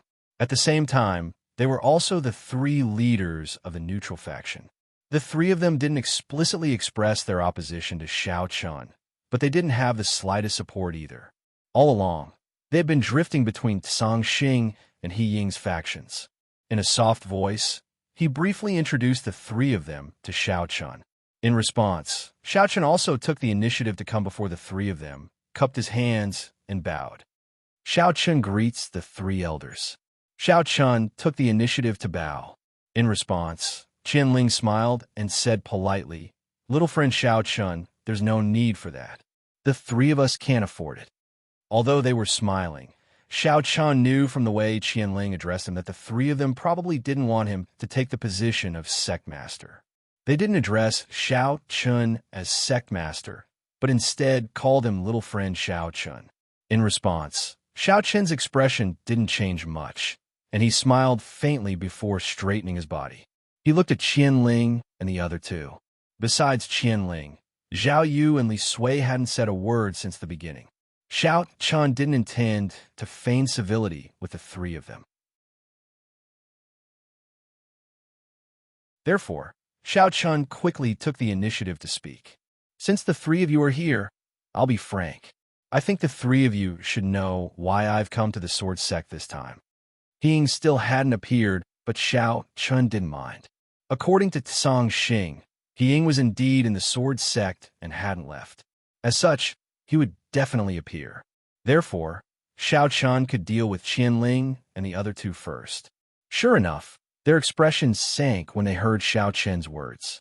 Zhao Yu's face was cold as he said, "Xiao Chen, do you really think you can lead the sword sect with your ability? Can you restore the sword sect to its former glory?" The meaning behind Zhao Yu's words was very clear. Xiao Chen smiled faintly and didn't get angry at all. "Whether I can or not is important, but at the very least, the 3 of you can't.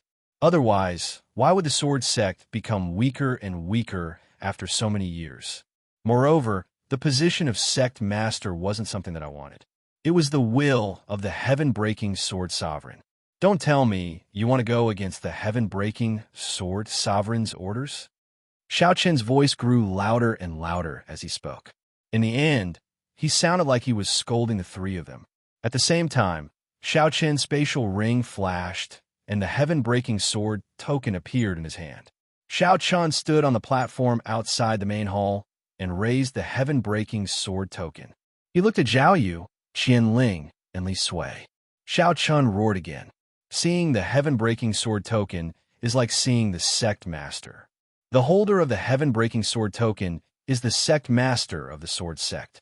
Don't tell me you want to go against the heaven-breaking sword sovereign's orders? As he spoke, a bloodline power that the 3 of them were familiar with erupted from Xiao Chen's body. At the same time, it quickly spread out and enveloped the entire main square. Begging for collection, begging for monthly votes, begging for recommendations.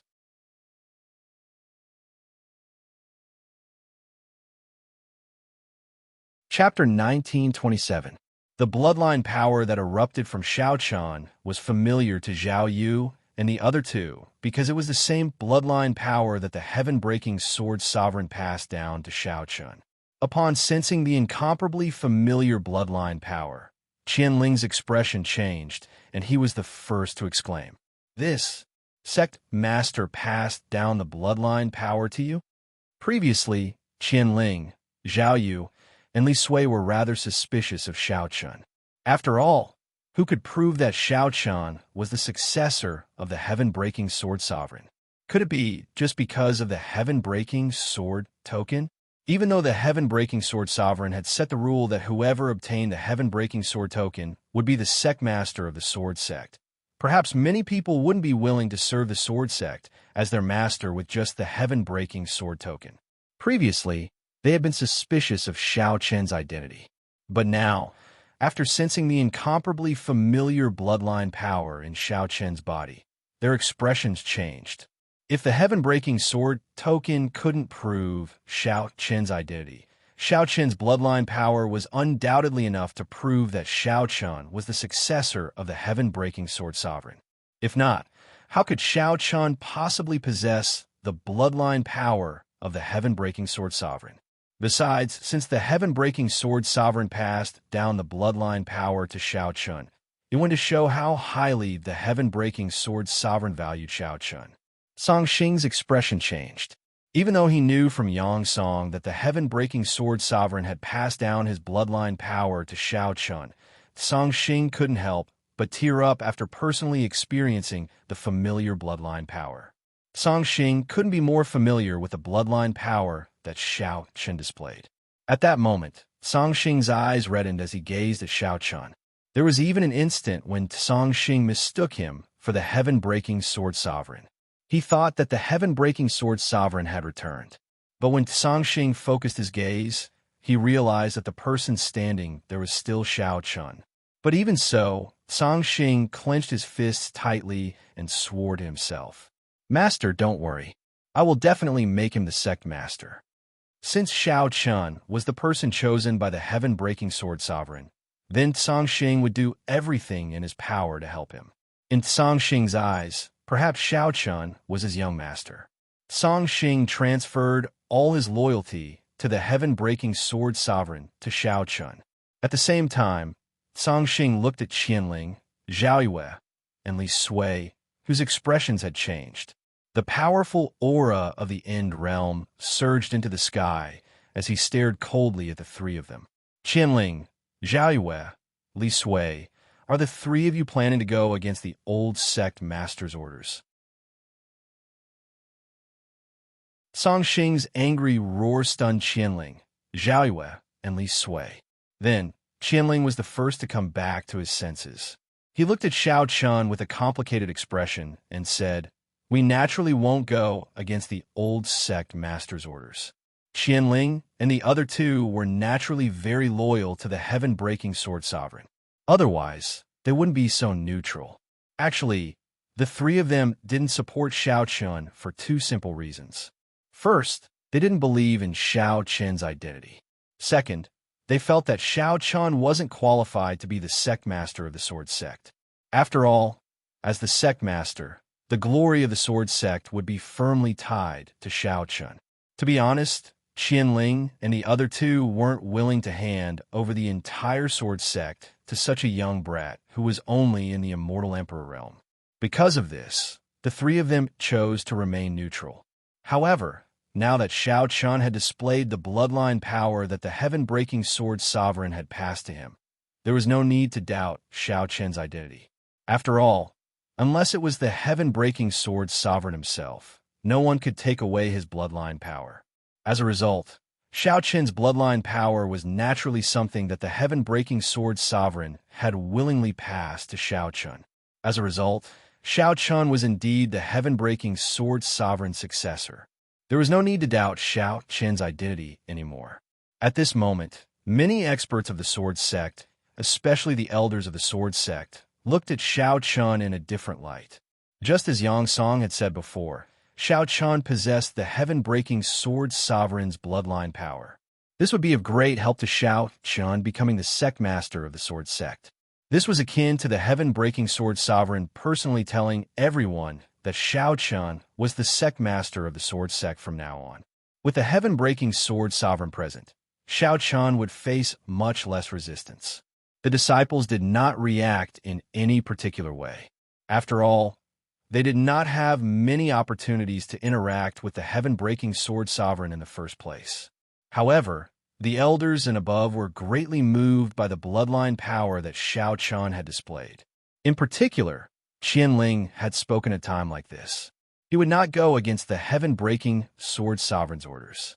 Didn't that mean that Qianling had accepted Xiao Chun as the sect master? Qianling looked at Xiao Chun with mixed feelings. He ignored Zhao Yu and Li Sui and bowed to Xiao Chun. Greetings, sect master. Qianling's action undoubtedly meant that he had acknowledged Xiao Chun. Xiao Chun disregarded their previous enmity and personally helped Qianling up. Xiao Chun said, "Senior, I cannot accept such a great bow. I will need your help in the future." "Of course, I will do my best for you, sect master," said Qianling seriously. Qianling also acknowledged Xiao Chun. Zhao Yu and Li Sui were clearly still hesitating. Song Xing was prepared to strike while the iron was hot when he saw their conflicted expressions. He would make the two of them make their choice while Qianling was making his choice. However, just as Song Xing was about to speak, a cold shout suddenly rang out. "I do not agree with this child becoming the sect master." He Ying's figure appeared before everyone. A cold smile flashed through Xiao Chen's eyes when he saw He Ying. He's finally here. He Ying's appearance was inevitable, so Xiao Chun was not surprised. It was the first time he had met He Ying face to face. Xiao Chen looked at He Ying, and He Ying looked at Xiao Chun. Soon He Ying spoke. "I do not agree." "He Ying, are you going against the sect master's wishes?" shouted Song Xing coldly when he heard He Ying's words. However, He Ying was not angered by Song Xing's shout at all. He only said indifferently, "Song Xing, don't try to flatter me. He Ying, have absolutely no intention of going against the sword sovereign. However, the current situation of the sword sect is not suitable for this child to become the sect master." Of course, He Ying would never admit that he was disobeying Sword Venerable Potion's orders. After all, even though Sword Venerable Patian was already dead, his prestige in Sword's Gate was still unmatched. If someone were to openly admit that they were disobeying Sword Venerable Patian, even Zhao Yu and Li Sui, who were still hesitating, would not agree to it. Seeking collection, seeking monthly votes, seeking recommendations.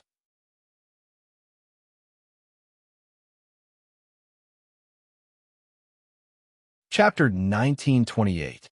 He Ying didn't dare to openly go against Sword Supreme Patian. When he heard his words, Song Xing laughed coldly. What a joke. Since Sword Supreme chose Xiao Chun, then Xiao Chun will be the new sect leader of the sword sect. He knew what He Ying was thinking. This fellow had been eyeing the sect leader position for a long time. Song Xing was very clear about this. However, when he heard Song Xing's words, He Ying said, "Song Xing, I didn't say that I wouldn't recognize Xiao Chun as the sect leader. However, with the current situation of the sword sect, Xiao Chun isn't suitable. We can let Xiao Chun join the sword sect for now. Once his cultivation increases, he can take the sect leader position. I think no one will object." When he said this, He Ying's meaning was clear. With Xiao Chen's age and cultivation as the reason, He Ying wanted Xiao Chun to take the sect leader position a few years later.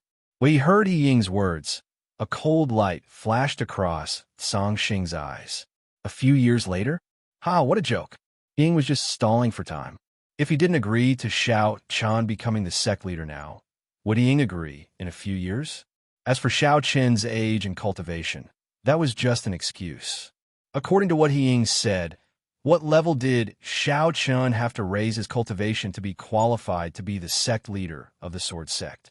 Did he have to raise his cultivation to the end realm like the two of them? When that time came, it would be too late. Xiao Chun was now in the immortal emperor realm. No matter how talented Xiao Chun was or how many treasures he had, it wasn't something that could be done in a day. Therefore, Song Xing definitely wouldn't agree to He Ying's words. Song Xing coldly looked at He Ying and laughed coldly. He Ying, you don't have to say these high-sounding reasons. Since Shao Chun is the Sword Supreme's choice, then the sect leader position will naturally be his. What a few years! Song Xing naturally wouldn't believe He Ying's words. However, when he heard this, He Ying seemed to have expected such an outcome.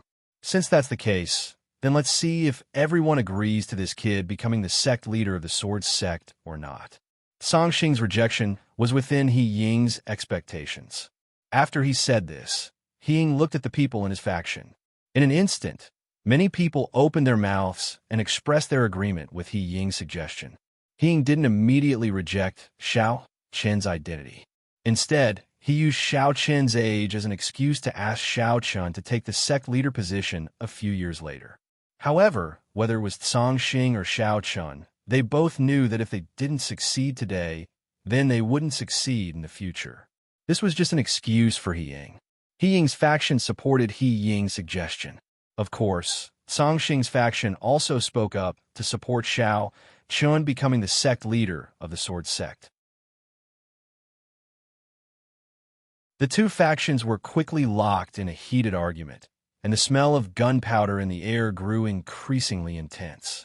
As for Zhao Yu, Li Sui, and the rest of the neutral faction, they did not participate in the argument and only watched the show from the side. While the two factions were quarreling, Shao Chun, who had been silent all this time, suddenly walked up to He Ying and said with a cold smile on his face, "Vice sect leader Yuan Lin and the rest still haven't returned. Aren't you worried at all?" Shao Chun had nothing to say to He Ying. Whether He Ying agreed or not didn't matter to Shao Chun. Shao Chun wanted to take He Ying down today, so whether He Ying agreed or not didn't matter to Shao Chun. When he heard Shao Chun's words, a cold glint flashed across He Ying's eyes. Yuan Lin still hadn't returned, and He Ying was naturally suspicious. Furthermore, he had already sent people to investigate. Unfortunately, the people he sent were like stones that sank into the sea, and they still hadn't returned. In fact, He Ying had already guessed that Yuan Lin and the rest, as well as the people he sent to investigate, were probably no longer in this world. Furthermore, He Ying guessed that all of this was related to Shao Chun. It had to be said that He Ying's guess was correct. Yuan Lin was killed by Nangongguan, and Nangongguan had also guessed that He Ying would definitely send people to investigate after not hearing any news about Yuan Lin. Therefore, Nangongguan had already ordered family Nangong's experts to secretly set up ambushes around Nangong City. As long as He Ying's people arrived in Nangong City, they would be killed on the spot. Therefore, the people He Ying sent to investigate Yuan Lin were already dead. Therefore, He Ying naturally didn't know what happened in Nangong City. A cold glint flashed across his eyes, but he quickly hid it. He looked deeply at Shao Chun and said indifferently, "Of course I'm worried. However, the current situation has nothing to do with Yuan Lin." He Ying didn't know what Shao Chun wanted to do, and he also didn't know what Shao Chun was relying on. In fact, He Ying had already felt that something was wrong. After all, Yuan Lin and the rest had disappeared, and He Ying had no choice but to prepare for the worst. After hearing He Ying's words, Shao Chun didn't continue to argue with him. He turned his head to look at Zhao Yu and Li Sui. "Seniors, what do you mean? Are you willing to follow Sword Sovereign Potion's orders? Or do you want to be like He Ying and stop me?" After hearing Shao Chen's words, Zhao Yu and Li Sui were silent. Qianling had already acknowledged Shao Chun, but the two of them were still hesitating. Seeing this, Shao Chun smiled and didn't continue to ask. Instead, he turned around and looked at the crowd below, the numerous elders, deacons, and disciples of the Sword Sect. Looking down from above, Shao Chun swept his gaze across everyone. Then, he slowly raised the Heaven Splitter Sword token in his hand and said loudly to everyone present, "The Sword Sect was single-handedly established by Sword Sovereign Patian. The one who holds the Heaven Splitter Sword token is the Sword Sect Master. This is Sword Sovereign Potion's order. Now, as the Sword Sovereign successor and the new Sect Master of the Sword Sect, I naturally won't allow any rascals to disobey Sword Sovereign Potion's order. Now, As the sect master of the sword sect, I will abolish He Ying's position as the vice sect master. Xiao Chun didn't say much to He Ying. This guy liked to argue and confuse others. However, Xiao Chun didn't care about that. If you like to argue, go ahead. I will abolish your position as the vice sect master in front of everyone. As soon as Xiao Chun finished his sentence, everyone was stunned. At the same time, He Ying couldn't help but burst into laughter. Haha, Xiao Chun, you want to abolish my position as the vice sect master? This is ridiculous. You aren't even the sect master of the sword sect yet. What rights do you have to abolish me? Please add, vote, recommend.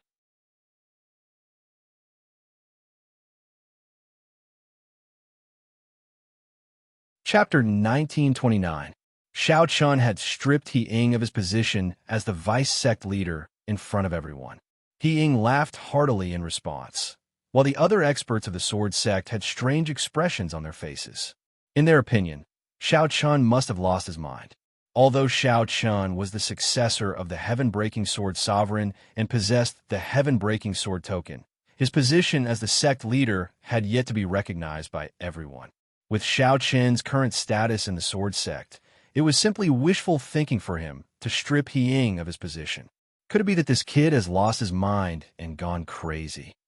An elder from He Ying's faction sneered. Xiao Chun, who thought that he could strip He Ying of his position with just a few words, was simply a fool's dream. Following He Ying's outburst, everyone present looked at Xiao Chun with a strange expression. However, Xiao Chun did not seem to care at all. He turned his head to look at He Ying as a sneer appeared at the corners of his mouth. He Ying, you have openly disobeyed the orders of the Heaven-Breaking Sword Sovereign and were disrespectful to the sect leader. You even attempted to disobey the orders of the sect leader. You shall be punished by the heavens, Xiao Chun said indifferently, completely ignoring the expressions of everyone present. Hearing this, He Ying was stunned. Does he want to kill me?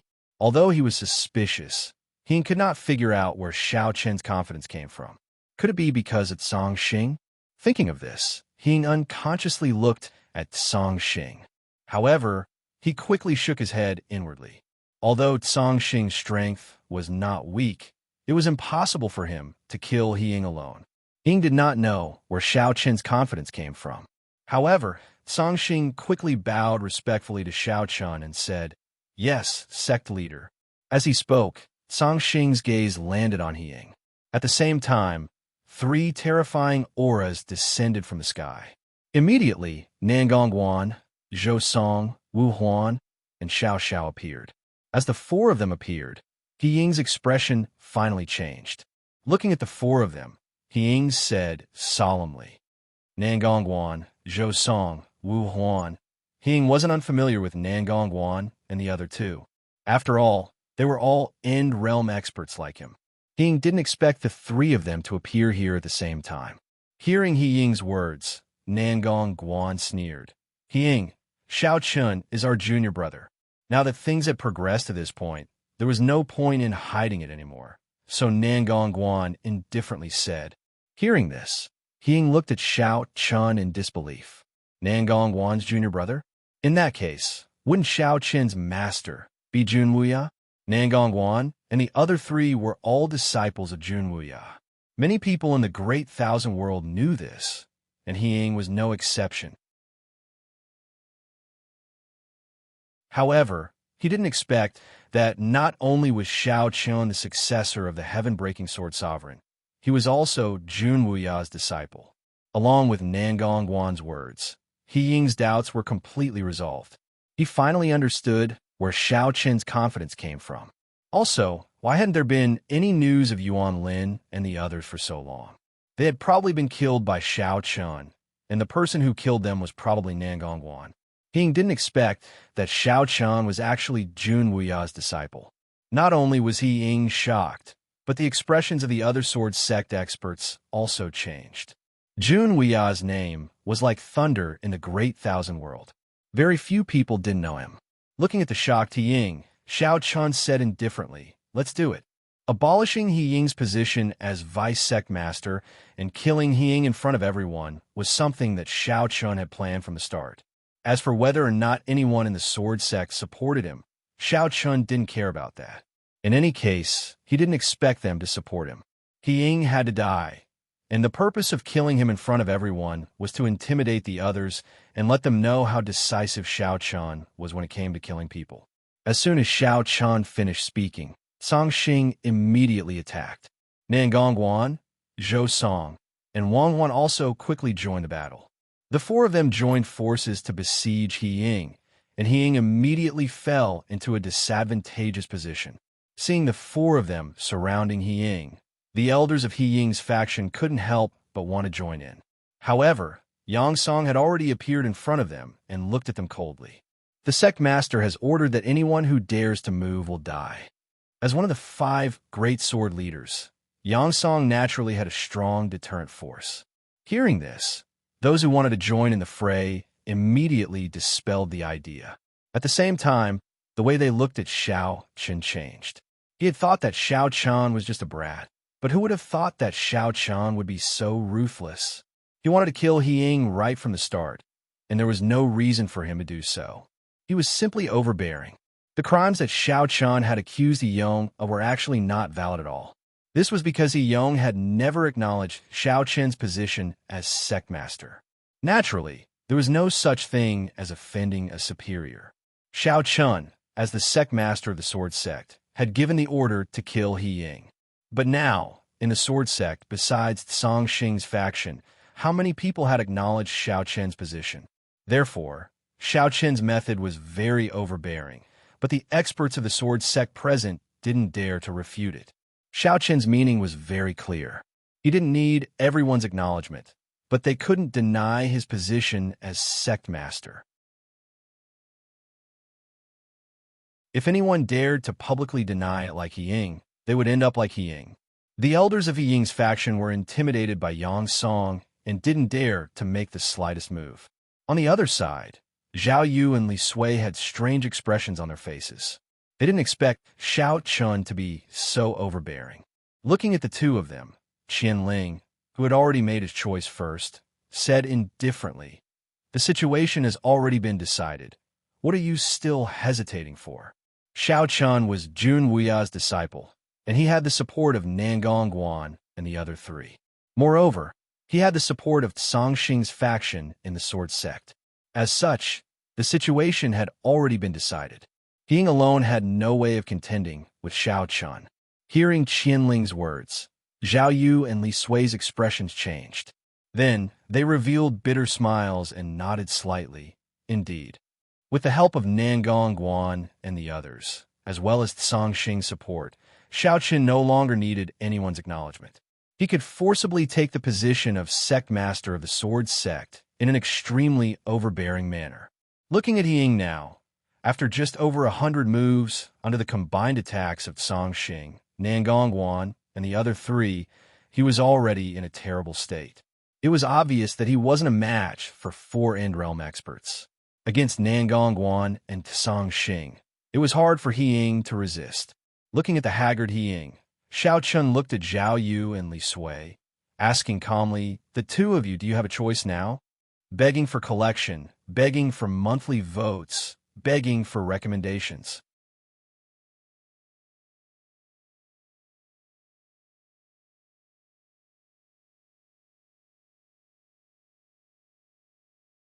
However, within the sword sect, apart from Song Xing and Yang Song, no one else knew about the true relationship between Xiao Chun and Jun Wuya. However, this didn't matter because no matter whether or not the sword sect people truly submitted, Xiao Chun relied on his own strength to become the sect leader of the sword sect. As for the other matters, they would talk about it in the future. Looking at Yi Ying and the others who were still in the intense battle, Xiao Chun didn't say anything to Zhao Yu and the other 2. Arrange for people to watch over here. Whoever dares to attack will be treated as He Ying's accomplice and will be killed on the spot. Follow me in. To kill an End Realm expert like He Ying wasn't so easy. They definitely wouldn't be able to do it in a short amount of time. Even if Song Xing and the other 3 worked together, it was still the same. Hence, this battle would probably continue for a period of time. Naturally, Xiao Chun couldn't just wait here. Hence, he called Zhao Yu, Li Sui, and Qianling, Xiao Chun, and the others walked into the main hall. Within the main hall, Xiao Chan first asked Yang Song to order people to bring Qin Shu and the other girls, as well as Long Qing, Xin Yuanling, and his parents to rest. Then, Xiao Chan naturally walked to the center of the main hall and sat down on the seat that originally belonged to the sect leader. Yang Song, Zhao Yu, and the other three didn't object to Xiao Chan sitting on the main seat. After all, Xiao Chan was already the sect leader of the sword sect. There was nothing wrong with him sitting there. Looking down at the four of them, Yang Song and Qianling could be trusted. However, Zhao Yu and Li Sui needed to be observed for a period of time. After a moment of silence, Xiao Chun made a rough judgment of the four in his heart. For seniors, I don't think anyone will object to me now, right? Xiao Chun seemed to be asking, but Yang Song was the first to speak. Sect leader, don't worry. In the future, no one in the sword sect will dare to disobey sect leader in the slightest. Yang Song was the first to speak, followed by Qianling. His meaning was no different from Yang Song's. Seeing Yang Song and Qianling speak one after another, Zhao Yu and Li Sui finally said in unison, "Sect leader, don't worry. The two of us will definitely follow sect leader's lead." Xiao Chen's words were to force the four to make a statement. After all, Xiao Chun had just taken the position of sect leader. Although the people in the sword sect might not dare to say anything due to the deterrence of Nangongguan and the other three, the sword sect wasn't stable. It was very easy for chaos to break out. This was obviously something Xiao Chun didn't want to see. Therefore, during this time, Xiao Chun could only rely on Song Xing, Yang Song, Zhao Yu, Qianling, and Li Sui.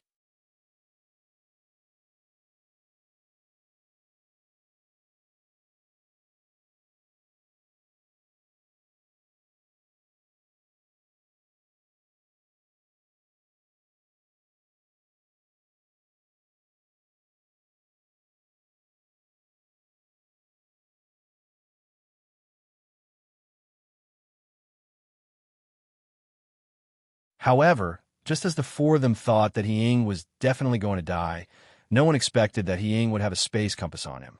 This spatial compass can actually be regarded as a mobile teleportation array.